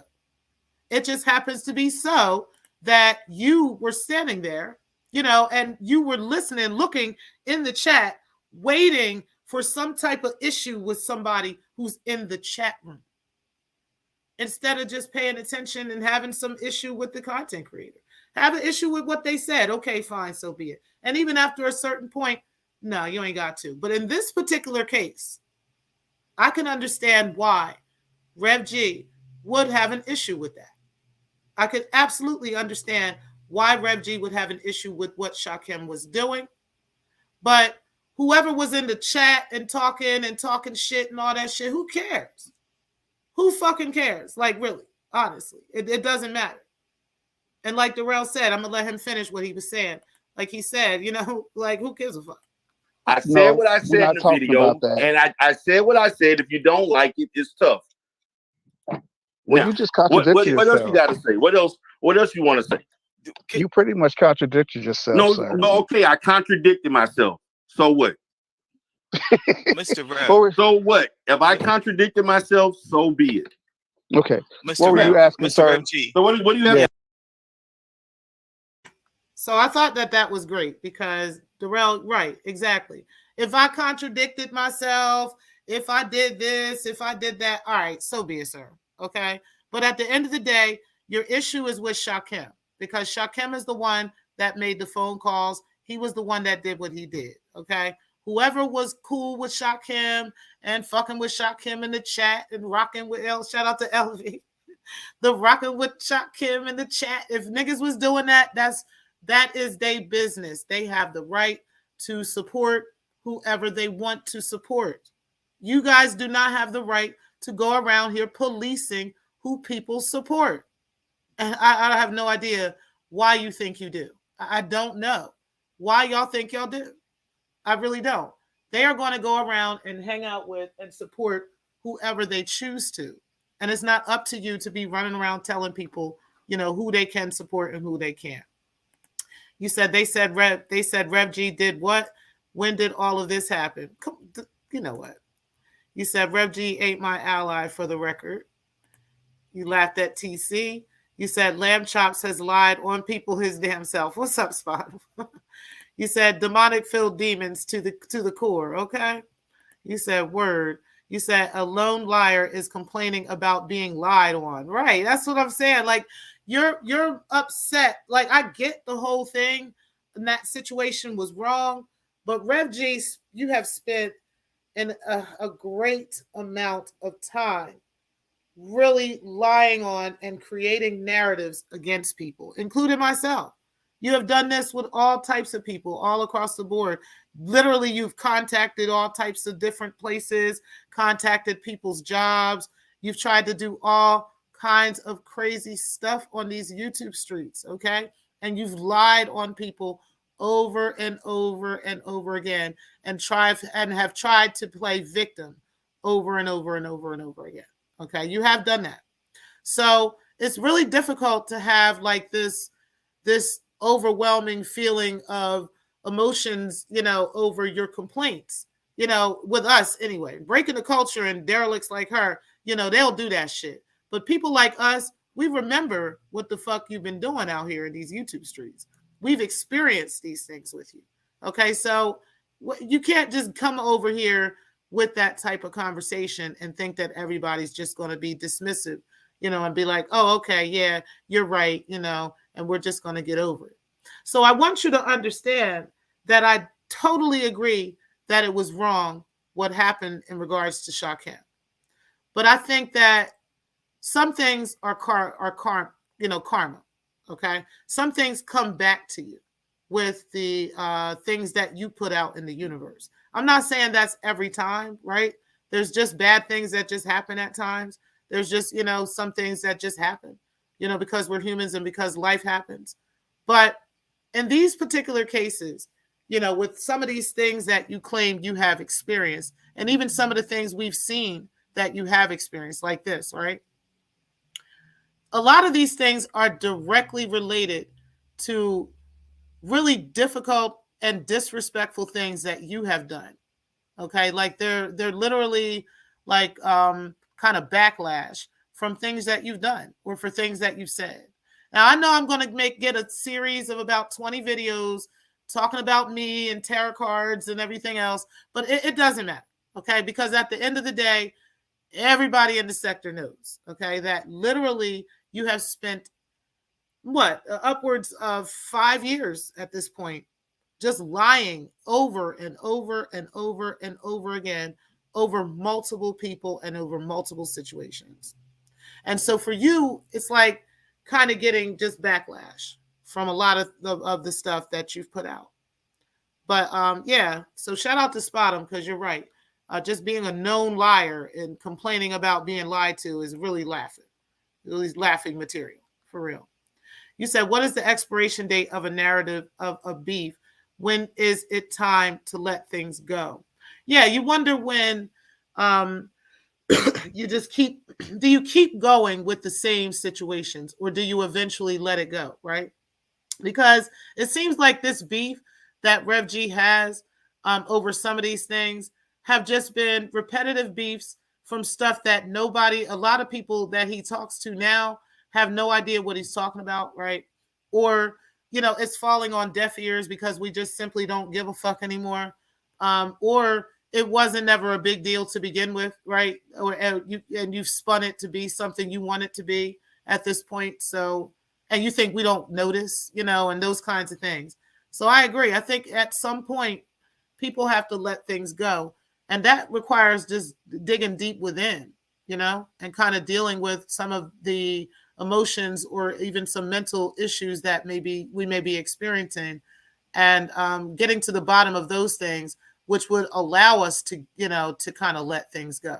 Because there are some conditions that won't allow people to just simply let things go, You said, I support 100% of this sector, although I may never tune in to your shows, sub to your channel, or cash app you at any time, but I do fully support y'all.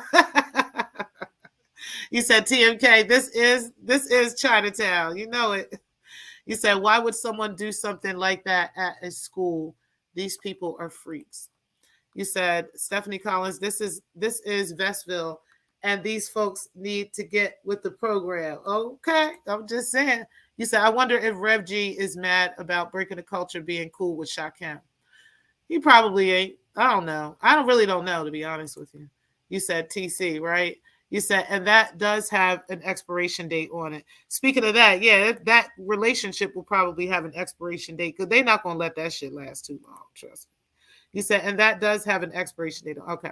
You said, especially Chad T, TMK before he breaks his own heart. Okay, listen, let me go ahead and finish up what I'm trying to get into because I don't want to be on here all day.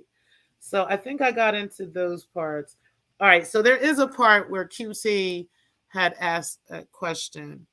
So let me get to that.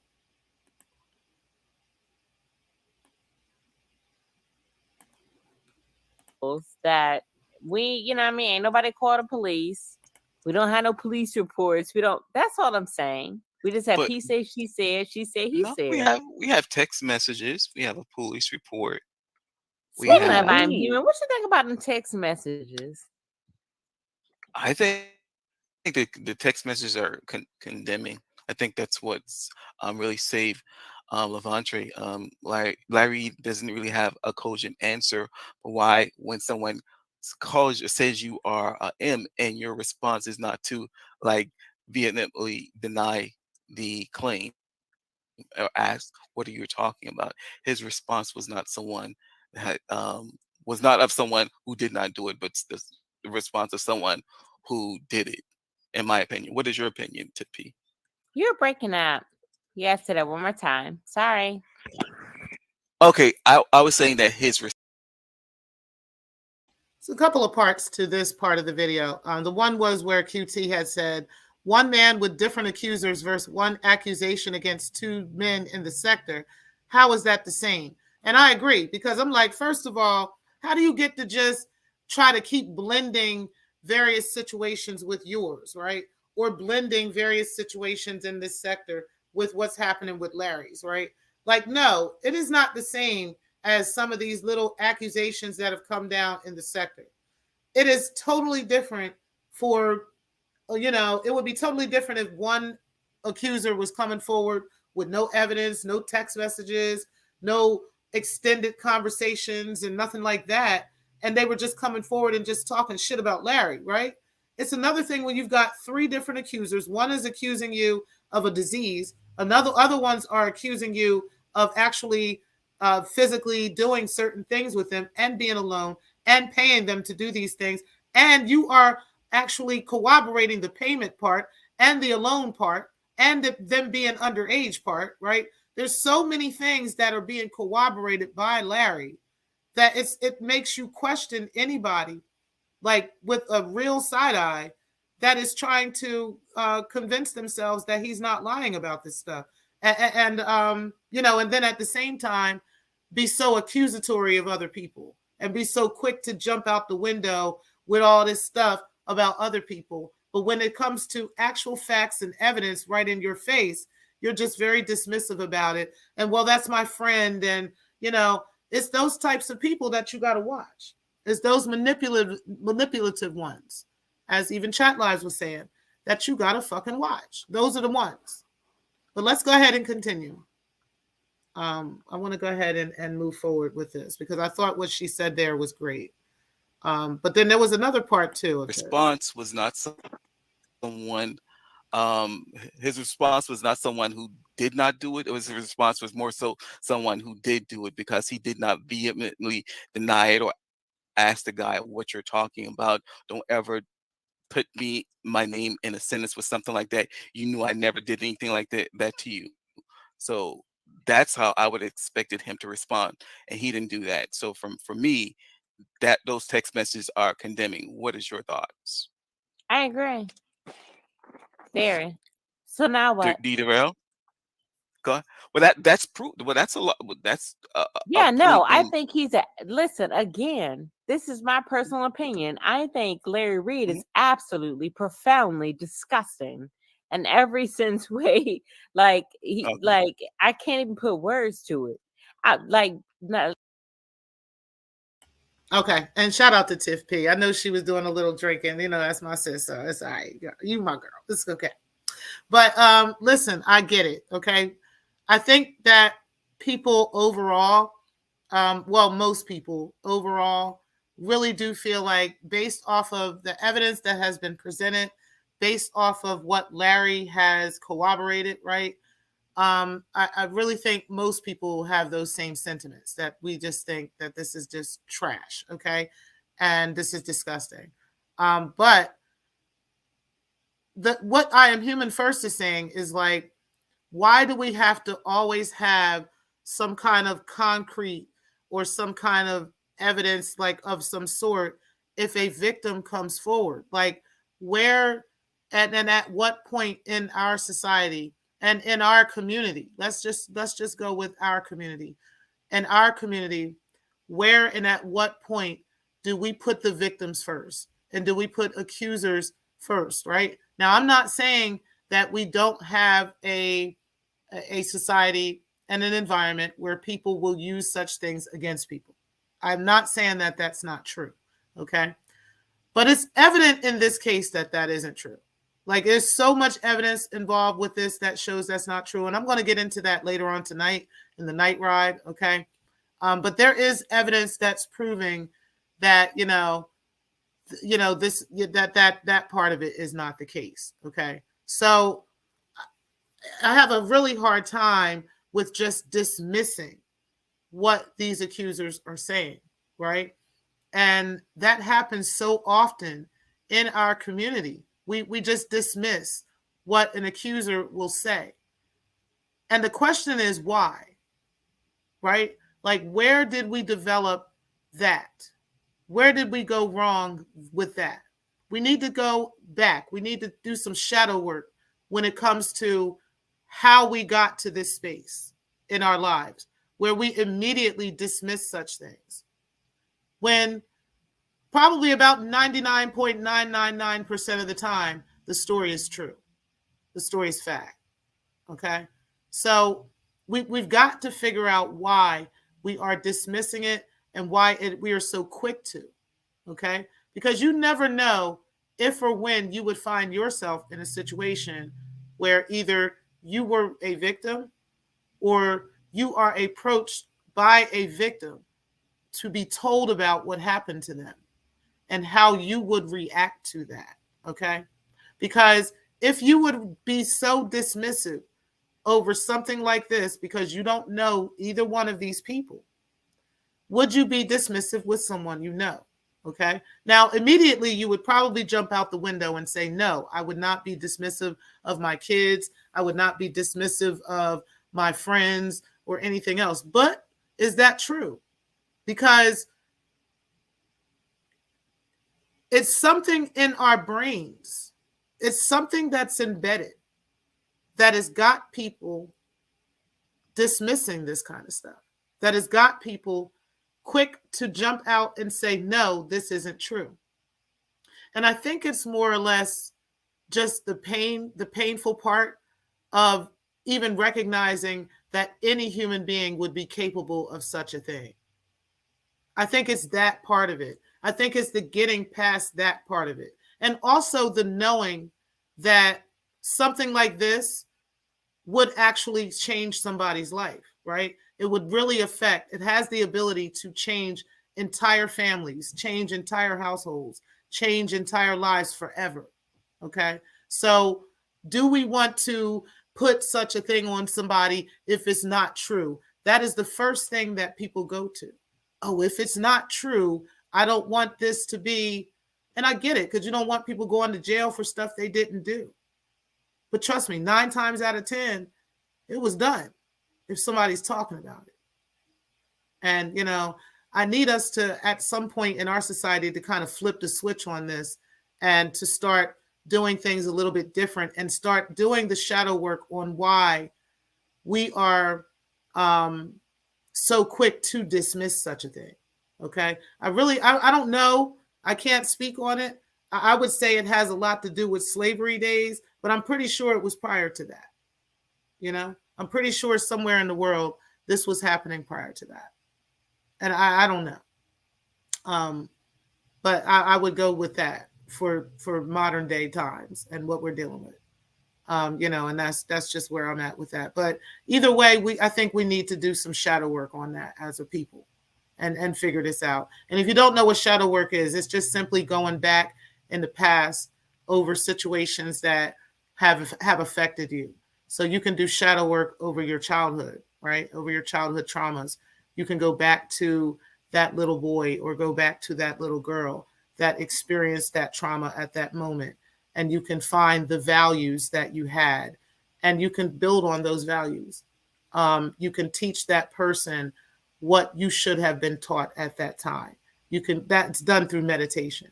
You can go back to that moment and actually teach that, that person what they needed to know. Okay. That's shadow work.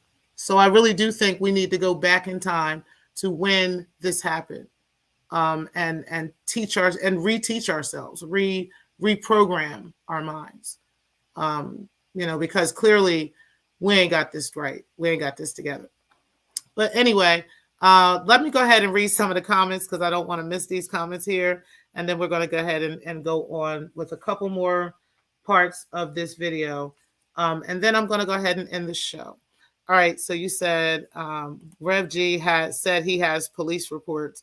Yeah. You said, can we call out the elephant in the room? Everywhere Breaking the Culture goes, she brings all the trash with her. It's a freaking pattern. Well, just in case you said that correctly. I can't lie about that. You said Larry Reed was at Rev G's school. I'm confused. You know what? This ain't the real TC doing all this bullshit. You said, so Larry Reed was the one who called Shaquem about Rev G's behavior at the school. I don't know what you're talking about. Larry Reed don't have anything to do with any of this. You said they are dismissing it because they're Larry Reed lovers. Right. Say what, TC? You said it could just be a warning for people who may consider letting Larry mentor or hang out with him. To me, that is good to know because people would think twice.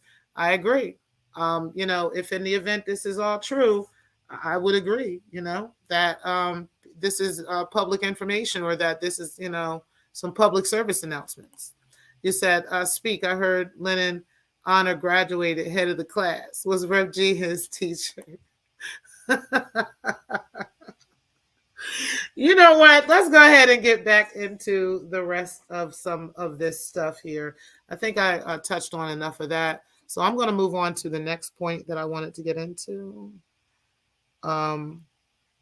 Which was about right here. So let's go ahead and continue. Those text messages are condemning. What is your thoughts? I agree. Very. So now what? Darrell? Go ahead. Well, that's proof. Well, that's a lot. That's I think listen, again, this is my personal opinion. I think Larry Reed is absolutely profoundly disgusting in every sense way. Like I can't even put words to it. Not even getting into like the allegations about the, and like I really like don't even like to really think on the allegations or speak on it too much because I'm already so biased against him because it proclaims to be a prophet and an apostle and a pastor. And he talk about licking shit out of niggas' asses and sucking dick and all that. And he could, like he's fucking gross in my opinion. So again, shout out to the godmother because yes, ma'am, I agree. Okay. And I'm going to go a little bit deeper into it later on, but I really agree with that. Okay. That this person who claims to be in a position of power, okay, a position of authority, a person who is a pastor, who is a minister, okay, this person is supposed to be a protector over the people, over the sheep. And you're having these perverse sexual conversations with members. And not only that, but these members are not even adults. They're children, okay? Because a 17-year-old is still a child. I don't give a fuck about this age of consent shit. And we're going to get into that too. I know that they had brought this up. Breaking the Culture had actually brought up the penal code. So we'll get into that in just a moment. But I just want to make it clear, that, hey, I thought that was a great point that Tiff had made. Okay, this is a disgusting individual who is talking about dingleberries and eating dingleberries and liking the taste and all this other stuff and sucking dicks and all these things. And you're supposed to be a pastor. Okay, like I get it, that, pastors aren't perfect and pastors live lives too and all this other stuff. But that is very demonic to just pretend that a pastor should, it's okay for a pastor to admittedly have inappropriate conversations with a minor, okay? Sexual conversations with a male minor, okay? It just gives off the impression and the vibe of pedo, okay? Let's just keep it a bean. I don't care what you try to say, how you try to say it. If you don't like it, it's all, and again, this is all alleged, but at the same time, it really does give off really bad vibes concerning that situation. So let's go ahead and continue on. We're going to skip a little bit more forward at this point because there was another part of this that I wanted you guys to hear. So let's go ahead and go up here. Why has he not filed a civil case or a criminal case considering there's no statute of limitations? That is a valid question. Read this comment. What are your thoughts regarding chat lives? He said, now I want to say this, okay? None of us really know about the statute of limitations because it's different for each state. It's not the same in every single state, okay? So like there might be a statute of limitations in New York.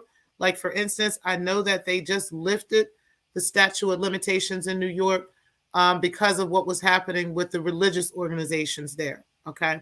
There's some other states where they've done that as well, but other states have a very strict statute of limitations. So, and I don't know exactly, but I do know that she goes into penal code in just a little bit in regards to statutory rape, but I don't know what the statute of limitations is. But there is absolutely one in most states, okay? So the time limit to actually get somebody criminally for such a matter may in fact be over.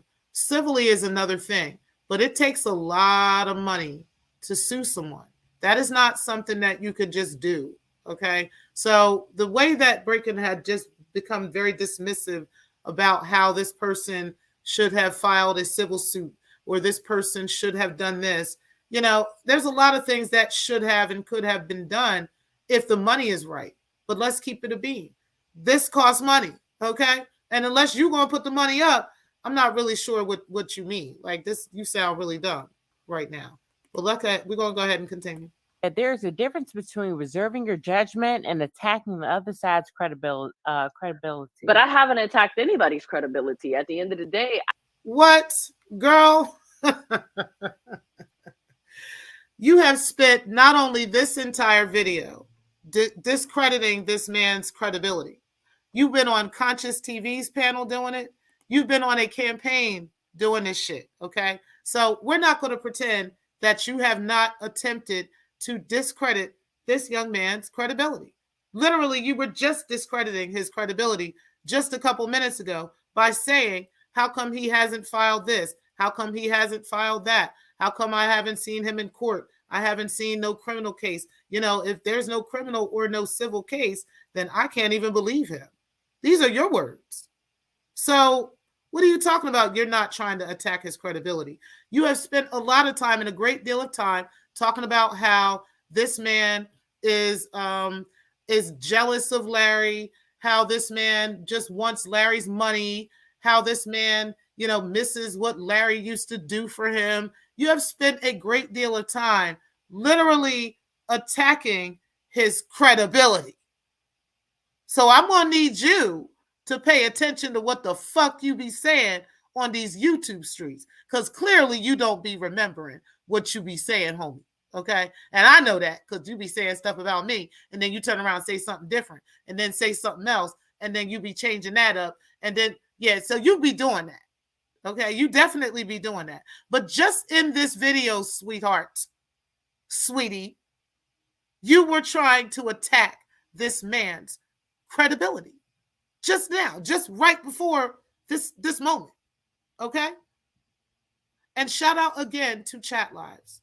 He said there is a difference between reserving your judgment and attacking the other side's credibility. You could just simply not say anything, right? Like you said, you're choosing not to make any videos and stuff like that. Okay, but you're not choosing not to stay off of panels and windmill, because you've been doing that, definitely.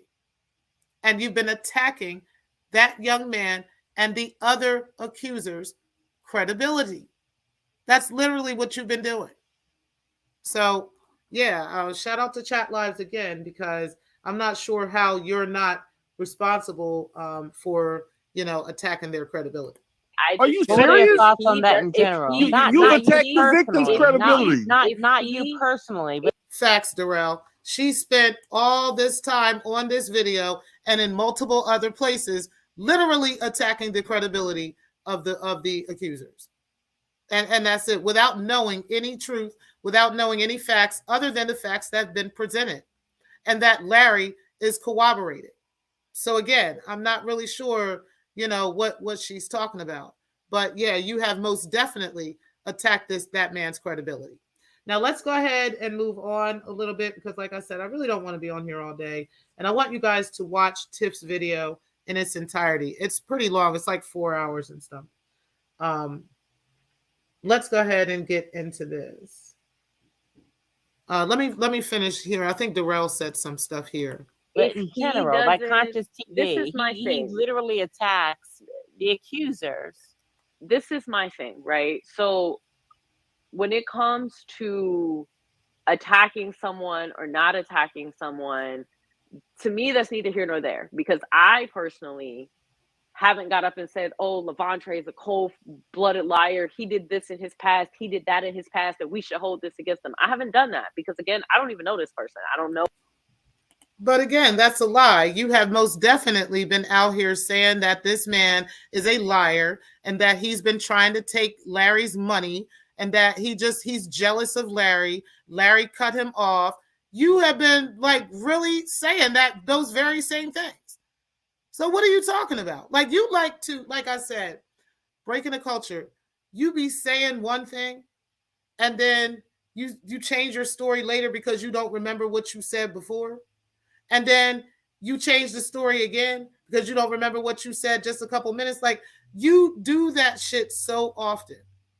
I'm going to need you, if you're going to lie to the sector, I'm going to need you to study your previous lies before you start lying again. Okay? Because you literally change your story every time you start talking about this shit. But we're going to go ahead and move on from this because, yeah, no, sweetheart. Know him, never met this guy, never spoke to this guy. I've honestly never even listened to what he had to say. I've never listened to the full interview. I listened. So if you've never listened to what he had to say and you never listened to the full interview, then how do you get to make any decisions about whether or not what he's saying is fact or not fact? How do you get to come to any decision of, oh yeah, what he's saying is true or what he's saying isn't true? Like, if you've never heard anything he actually said. So Why are you even up here speaking on this situation? If you never even heard it, never saw any of the receipts or anything, and you never did this, you never did that, let's be honest. Have you? Have you? Because if you have, or if you have, well, like maybe you haven't. Because maybe that's why you're out here windmilling without paying attention. But the question would be, why are you windmilling if you're not fully informed? And you're admitting that you're not fully informed. Like at least Conscious is watching the shit, right? He watches what he sees and then he comes to his own conclusion. And this is where he's at. He agrees with Larry. He's out here. He windmilling for Larry. He going to keep doing that. That's his guy. But guess what? He could say he's solidly doing that because he has watched all of the commentary and he has come to his conclusion about it. I can't agree with him on that conclusion, but that is the conclusion that he has, and he is entitled to that. But at least he watched it all. You're saying, oh, I ain't even watching any of this shit, but fuck him. He's a liar, y'all. Don't believe what he's saying. Don't believe anything this man say, but he's a liar. He just wants Larry's money. He just wants to take from Larry. But I ain't seen anything. I haven't watched the evidence. I don't know what he's saying. I don't know what happened. Like, girl, you be fucking your own credibility up. Like, real shit. Every time. Every single time. You said, what the flying F? A pastor talking like, okay, I'm just saying. You said, breaking the culture is also the same person that told Verla that it wasn't illegal to make that recording. She needs to shut the fuck up. Verla might be going to jail instead of jail listening to that airhead. So she's not going to go to jail, but it was absolutely illegal for her to record her without her consent and then to play that in a public space. Yes, it was illegal for her to do that.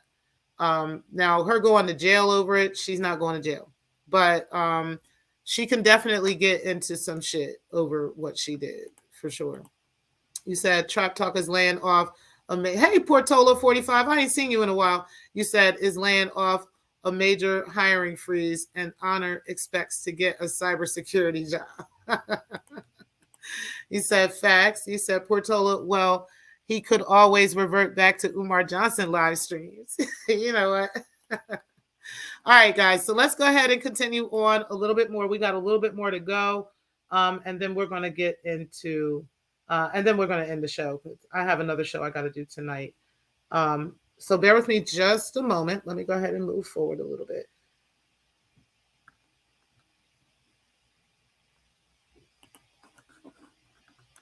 You got to hire attorneys. It's but more you know what? It Where's costs more Tasha money. paying them? It's Where's much all these more people's cheaper money? to allow He better someone to figure it sue out. you like a dumbass. He better like figure Nikki it out. Larry better figure out that 800K trying to raise. He should get his money together.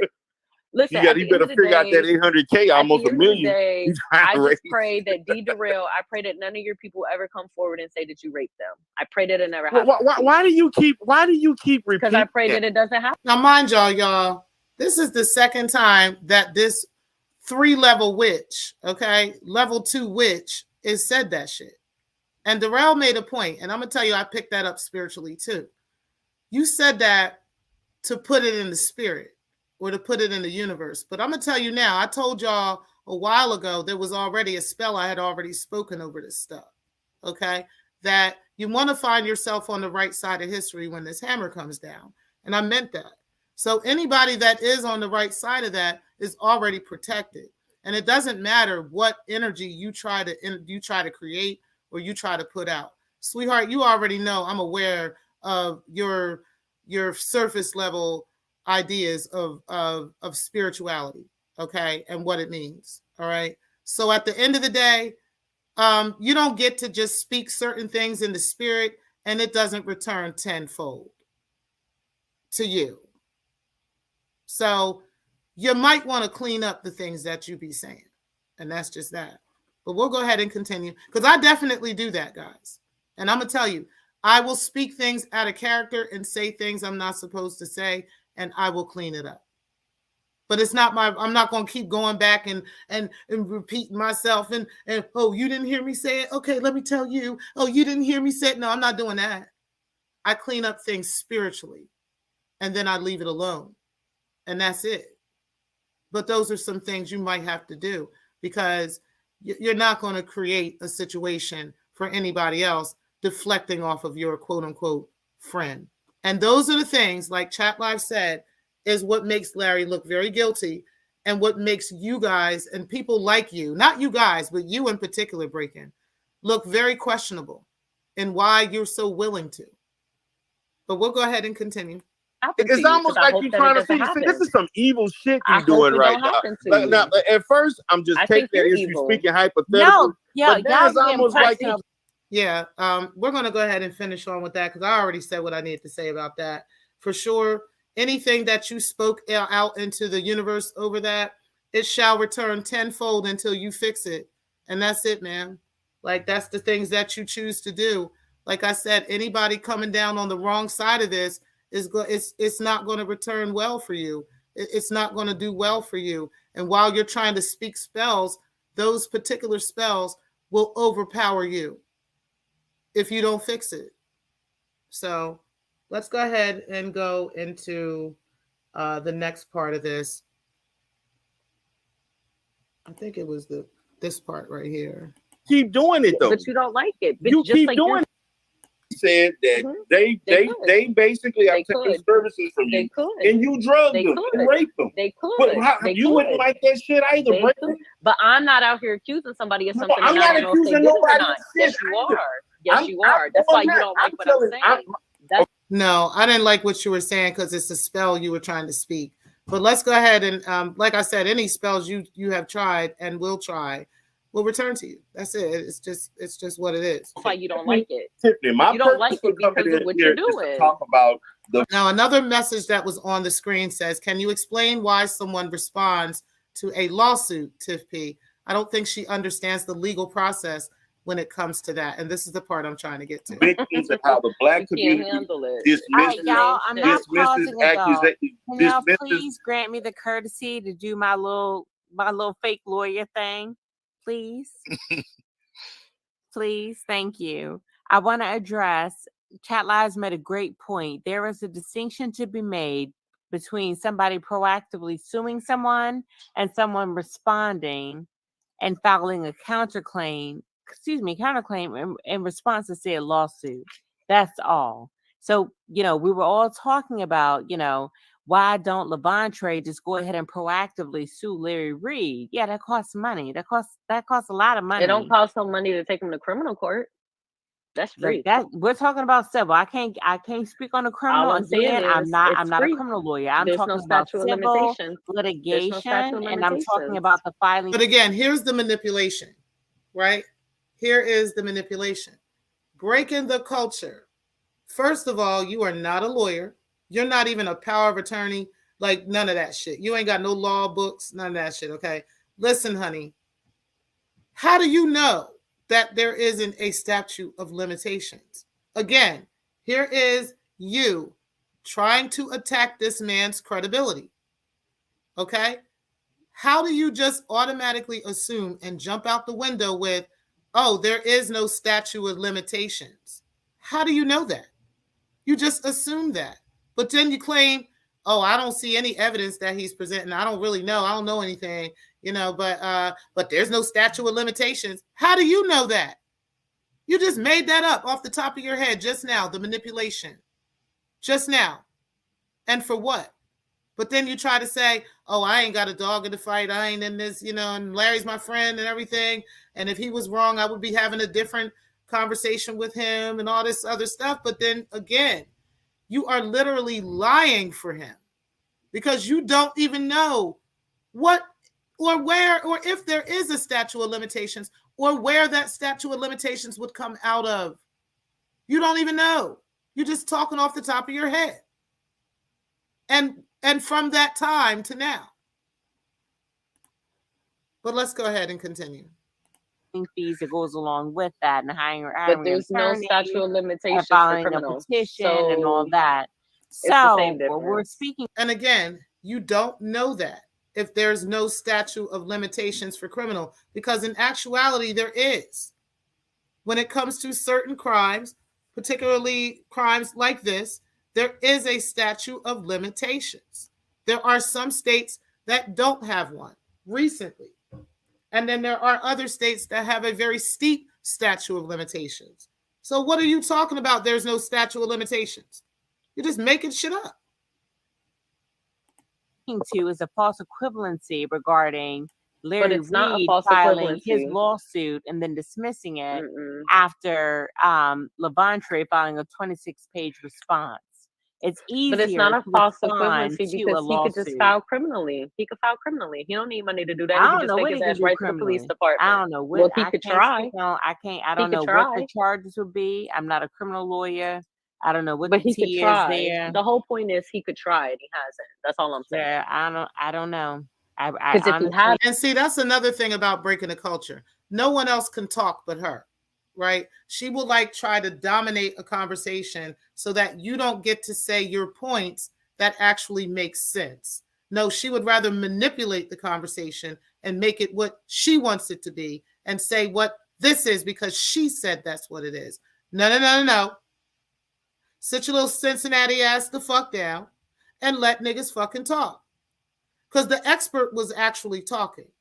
Tiffany is a lawyer, okay? She actually has been to law school, okay? You, honey, you have not, okay? I don't even know if you finished high school. So fuck the law school part, okay? I don't even know if you finished high school, okay? But what you need to do is let the experts talk to you, okay? Let the experts talk. You are an expert at dungeon work, right? That is what you do. You are into dominatrix. You are into beating niggas' ass, all this other stuff. You are an expert at that. We are going to leave you to go ahead and guide the people through all of the dungeon work and all the expertise on the whole thing, okay? On the whole being in the dungeon and getting your ass whooped and all that other stuff, okay? We'll let you guide us on that. But you let the attorneys guide you on the law, okay? And what the law is and how things work regarding the law, okay? And like she said, it takes money to sue someone civilly and to continue and get it all the way to the extent that it would need to go to. It costs a lot of money to do that, okay? Larry is aware of that too. That is why he's asking for $800,000 to sue Tasha K and Levante, allegedly, okay? Because it is expensive. That's almost $1 million, okay? That's just for that alone. So I'm going to need you to stop acting like you are an expert in this situation and that you know what's going on and this and this and this, because like one of the things that Justin Case is saying, he loses brain cells listening to you. And so the fuck do I. Like, it's really hard listening to you just keep talking. But we're going to go ahead and fast forward just a little bit to Darrell's point that he made. So let me go ahead and go to that real quick.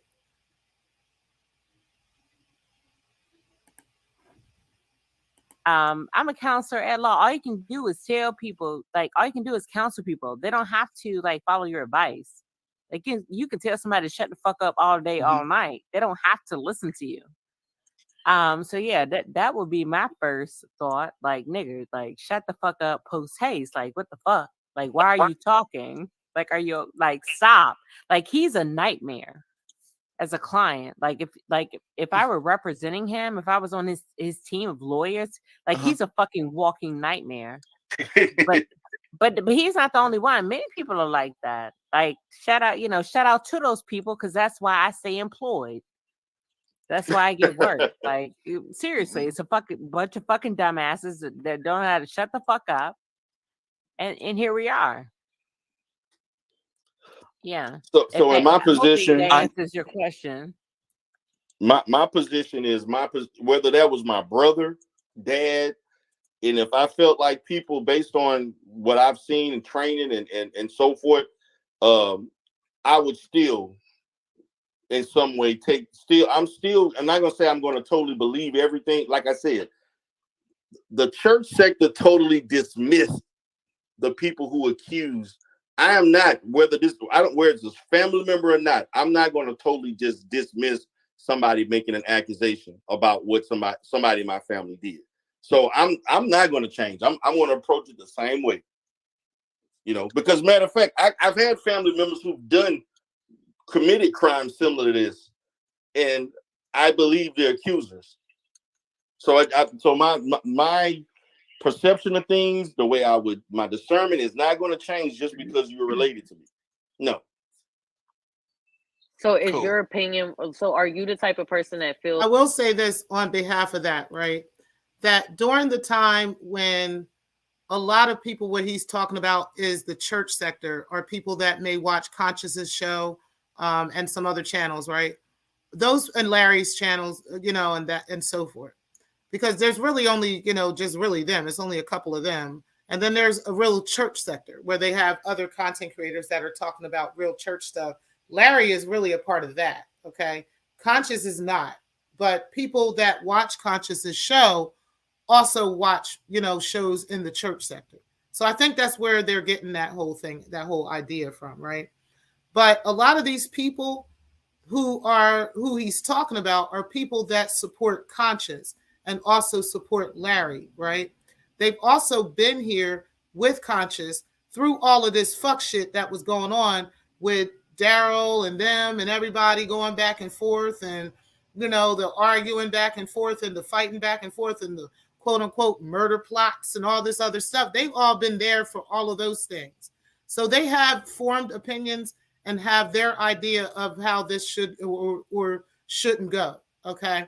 And as they're watching this unfold, honestly, I think a lot of them have been quiet, right? I've seen, and I'm not going to just, you know, talk about that, but I'll say I've seen a lot of people be very, very quiet about this. There's a lot of people not saying anything.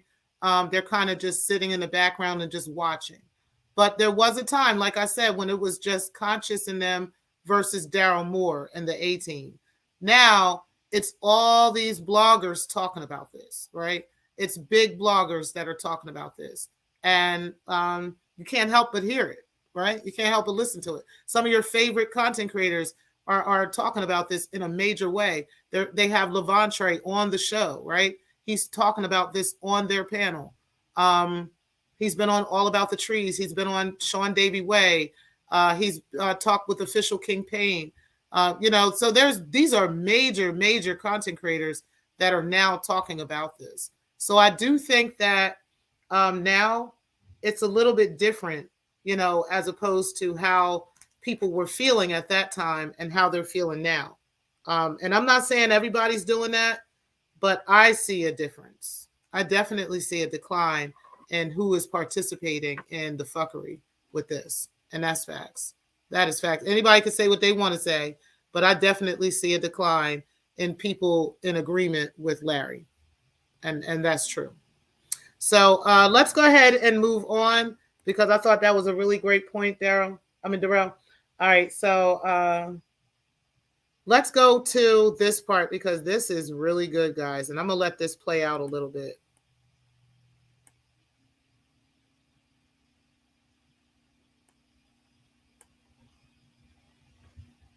So first he says, I'm going to read this part and then I'm going to go ahead and play it. He says, we have to hear people out. Exactly. The people trying to suppress the idea of even listening to the details are suspicious. And I agree. No, I'm not doing that.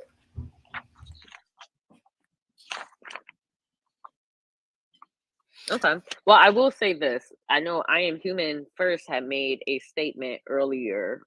He had said, I think it was I Am Human that said it. He said something like, and feel free to correct me if I'm wrong, I Am Human first, but I believe you said something along the lines of like, the thing that kind of got to you was that when Larry gave his response, he didn't give like an exact response of like, no, I didn't do that. Don't put my name to no fuck shit like that.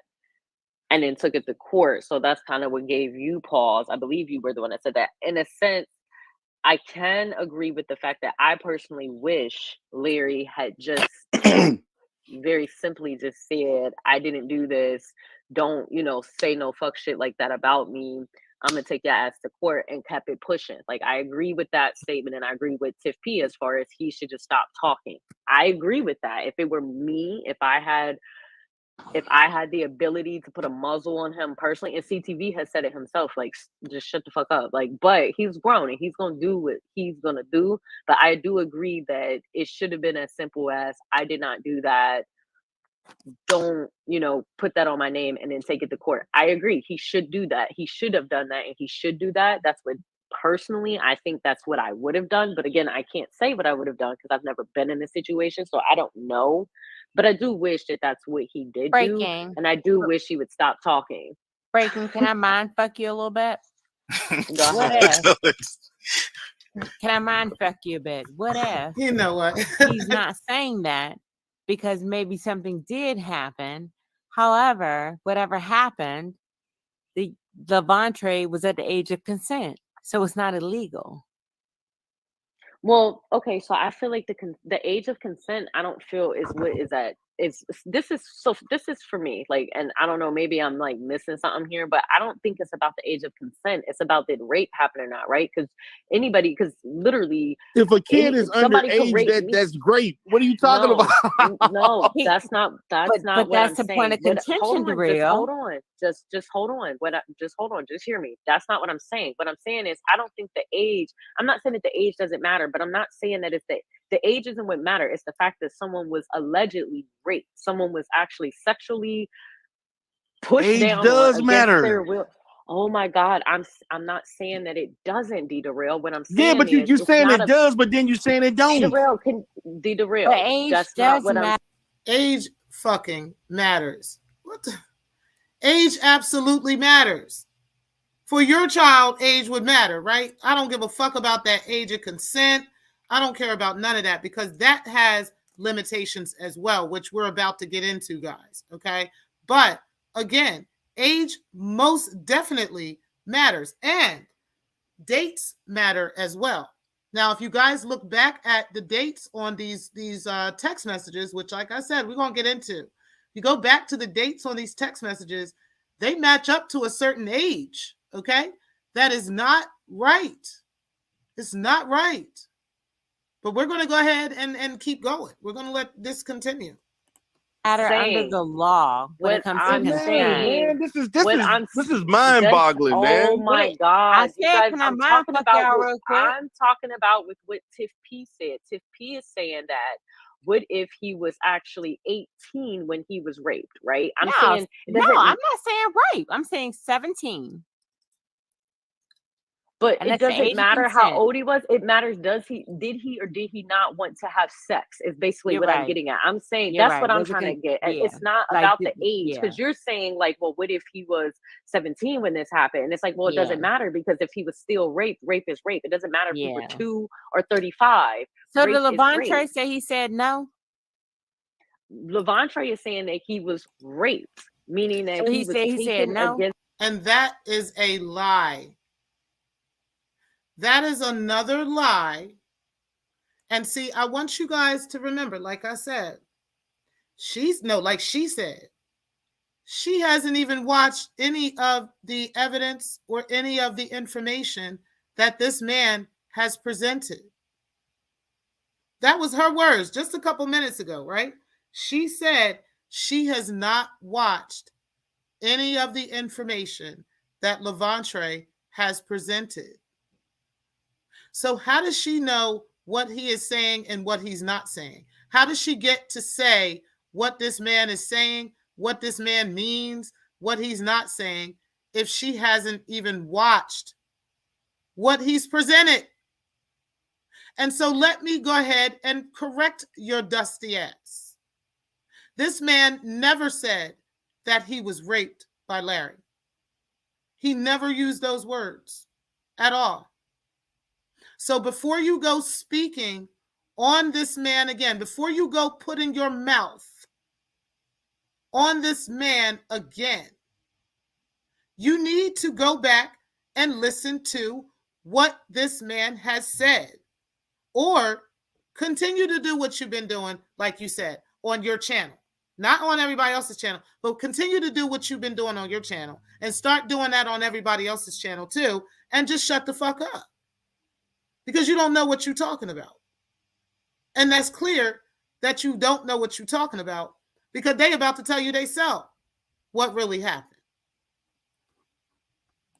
I don't think he's. Now he never said that he was raped. Well, he wasn't raped. He was sexually assaulted. It was non-consent. Taking advantage of. So which one is it? Which one is it? Because you're speaking like with confidence on what happened and what he said, even though you're saying, I didn't even listen to what he said. I don't know what he said. I don't know what happened on that end. I haven't listened to any of his evidence. So if either you've listened to his evidence or you haven't, okay, you're either biased in this situation or you're not. You either just simply don't believe him or you do. It's one or the other. Consensual sexual so he was paid $60 per situation. But if I'm thing correct, about it, he was underage. It wasn't sexual assault, but it rape. wasn't. Are y'all saying he said, "Stop! Don't do this. I don't want to do this"? No, he never said that. He never did that. He did. I thought I Am Human. Am I correct that he said it was non-consensual? One of the events that he described, he was supposed to just be getting a massage, and then there was reported that Larry Reed put his mouth on him. So that part wasn't, and it wasn't consensual. He was, and it wasn't consensual. Exactly. How? Because he didn't want it. He said no. Well, he didn't. He wasn't author according to the terms. He didn't agree to that. Yeah, he didn't agree. He was just supposed to. He said no. He said stop. No. Yeah. Okay. No, he didn't say anything. He didn't say. Well, that's it. All right. So I want you guys to hear the danger of what happens when people put limitations and all kinds of stuff on people who are victims. Okay. You say stuff like, oh, well, they said no, right? Or, oh, well, they did this, right? Or they ran, or they screamed, or they yelled, no rape, or all these little limitations that you put on people who become victims, right? They have to scream or yell or something in order to prove that they were victimized. Like, these are just some points I wanted to bring up to show you guys how quickly people become victims, okay? And also how quickly this kind of stuff is dismissed if you don't get the words, oh, he said I was raped, or he yelled, or she ran, or he screamed, or something. Like, if you don't hear those things, then you're just like, no, there's no way this happened. Again, that is how quickly people become victimized. That is how quickly people are dismissed and people are not believed, with very little things like that. So let's go ahead and move on. We're going to get to, I think I have 2 more points I want to get to in here. 3, maybe 4. Okay, so let's go ahead and move a little bit further. Oh, no, I got to that part already. Okay, so now we're going to get to the penal code part. That's the part I want to get to.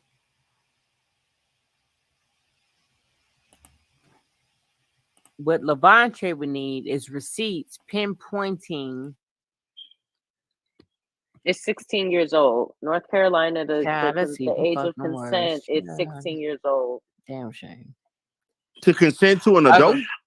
Yeah. Or to consent to another teenager? It says North Carolina's age of consent for statutory rape is 16. Are there any age, like, you know what I mean? Would it be like, oh, the person can't be like more than 4 years older than you? Oh, yeah, because they usually have that. Now, listen, guys. I want you guys to see something real quick, okay? Because literally, she was going to stop right there. Breaking the Culture was just going to stop right there if everybody on the panel went with that, okay? That y'all, if they had said, oh yeah, the age of consent is 16. Oh well, okay. Well, I guess we moving on. She would have moved on. She would not have went on with them because they pressed the issue of, well, there's got to be limitations to that, right? And she's like, oh well, let me see. She wasn't going to look or anything. She was going to leave it at that. Okay. Again, the manipulation. Okay, so it says North Carolina age of consent is 16. It says the minimum age at which an individual is considered legally old enough to consent to participate in sexual activity. Individuals aged 15 or younger in North Carolina are not legally able to consent to sexual activity. It says that North Carolina statutory law is violated when a person has consensual sexual intercourse with an individual under the age of 16. A close-in age exemption exists when the offender is less than 4 years older. No employee of a K through 12 that didn't unless apply. they're not. Boom, got you there. Got you there. So yeah, if the nigga was. So, for anybody that is out here, okay, that is saying that this boy was 17, quote unquote 17, okay, and that he had consent to sleep with and have sexual relations with a 28 or 29-year-old man is wrong. No, there is a 4-year limitation on that. And then the person has to be 16 and there's a 4-year limitation. So it's like under 4 years. So the person can't be more than 19, really. Okay. If they're dealing with them at 17, it would be more than 20.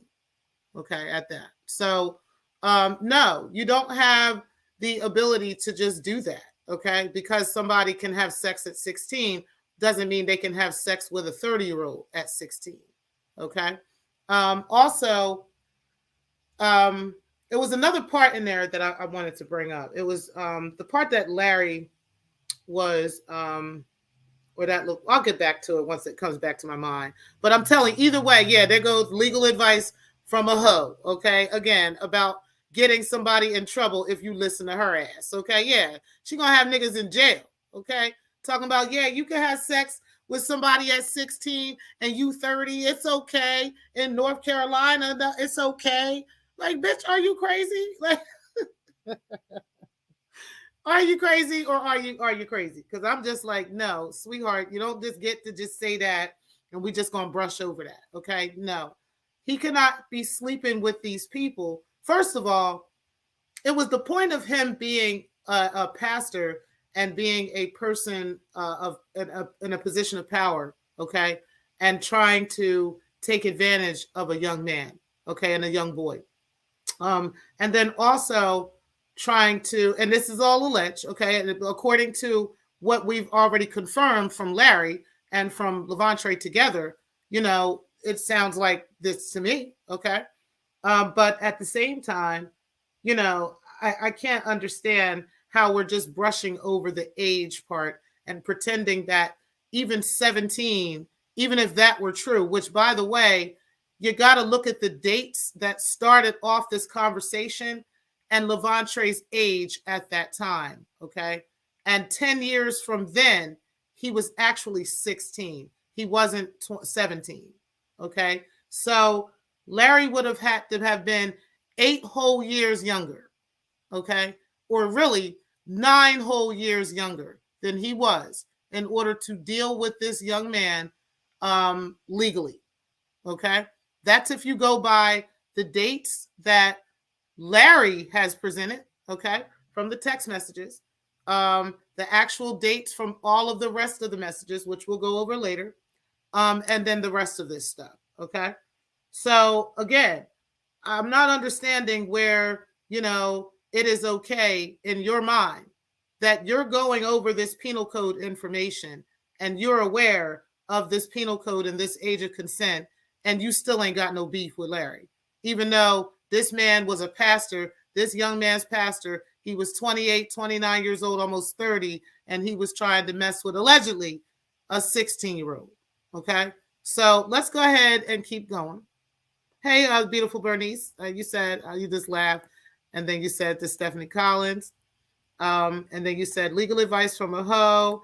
You said she said he wasn't great. He just took it from him.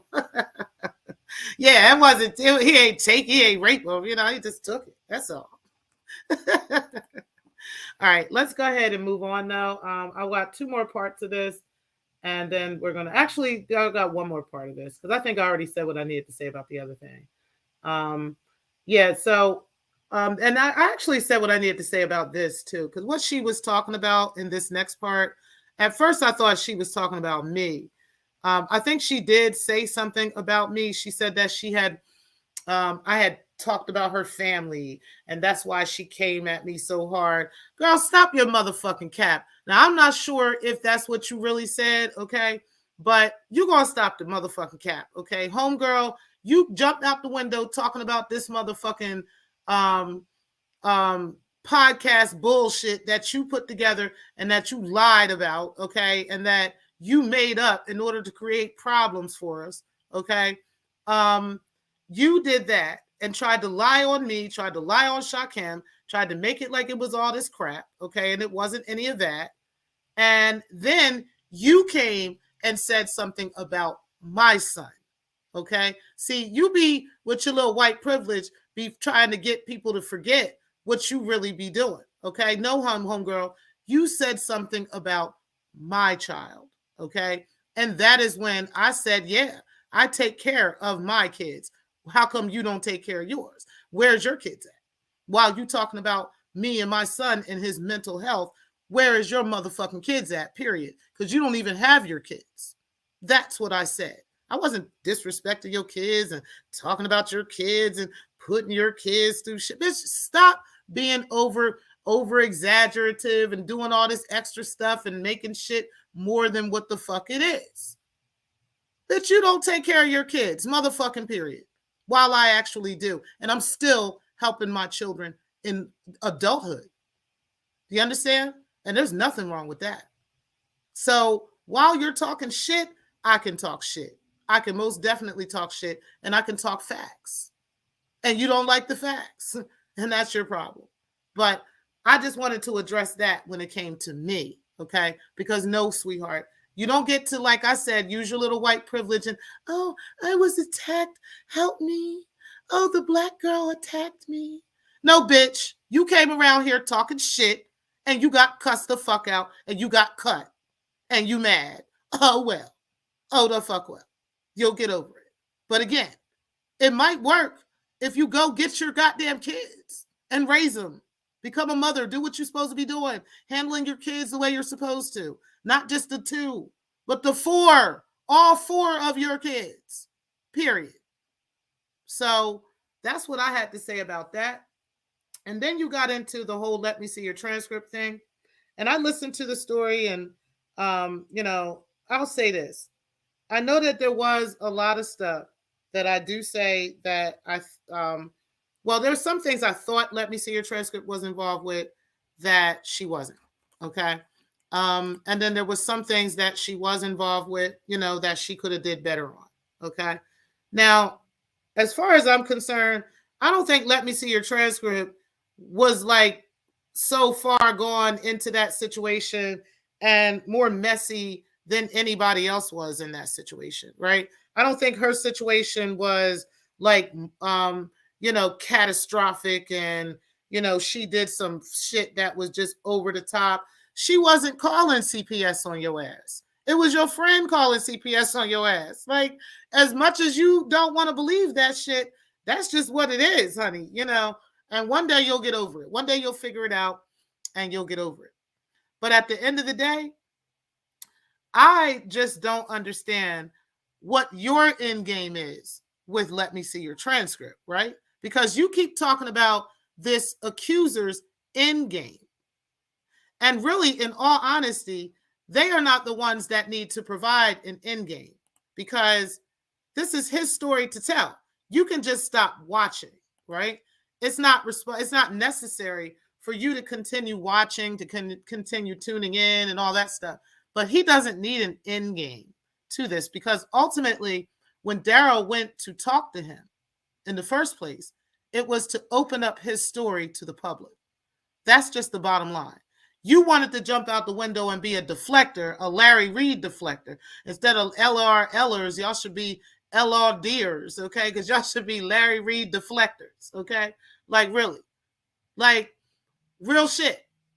You jumped out the window to deflect and to jump in and to get in the fight. And, oh, he's getting my kids. And, oh, he's coming for my kids. He's crazy. He's deranged. Oh, this black man is coming to come after me. Somebody help me. That's what you've been doing all this goddamn time, okay? And it turns out that Daryl Moore had some information that everybody was interested in and everybody wants to see. And the only thing you still want to do is jump out the window talking about you want Let Me See Your Transcript to come to your door, and you want this, and you want her to answer the door, answer the door. And like, girl, just stop with the fuck shit. Don't nobody give a fuck about that bullshit you talking about. Like I said, it has been almost over a year that you've been telling us that you're going to drop all these receipts on Let Me See Your Transcript. That's how you got in this sector, ho. That's how you came over here telling us that. You have literally never dropped a single smoking gun receipt on Let Me See Your Transcript. Have you gone live for 2 hours at a time talking about her? Yes.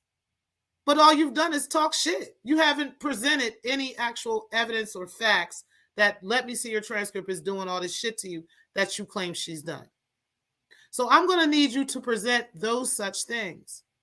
And if you can't do that, then bitch, sit the fuck down. Like, why we got to keep talking about this shit while you out here telling this man he need to sit down and he don't need to do this and he need to do that and everybody needs to, what's the end game?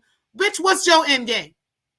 What is your motherfucking end game with Let Me See Your Transcript? Because even if she did motherfucking do all this shit, right? What the fuck what the fuck can we do about it? Like you saying about Levantre. What can we do about it? Ain't shit we can do about it. I'm going to stand on his side. I'm going to take my friend's side. He my friend. So what the fuck we supposed to do about a hoe getting CPS called on her? What the fuck we supposed to do about a hoe getting her motherfuckers calling motherfuckers on her and not fucking with her and putting her through a whole bunch of shit? What the fuck do we care? And what is your end game? Like, I just want to know. And that's all I got for the morning opinion for today. Now, I know this morning opinion was quite late, okay?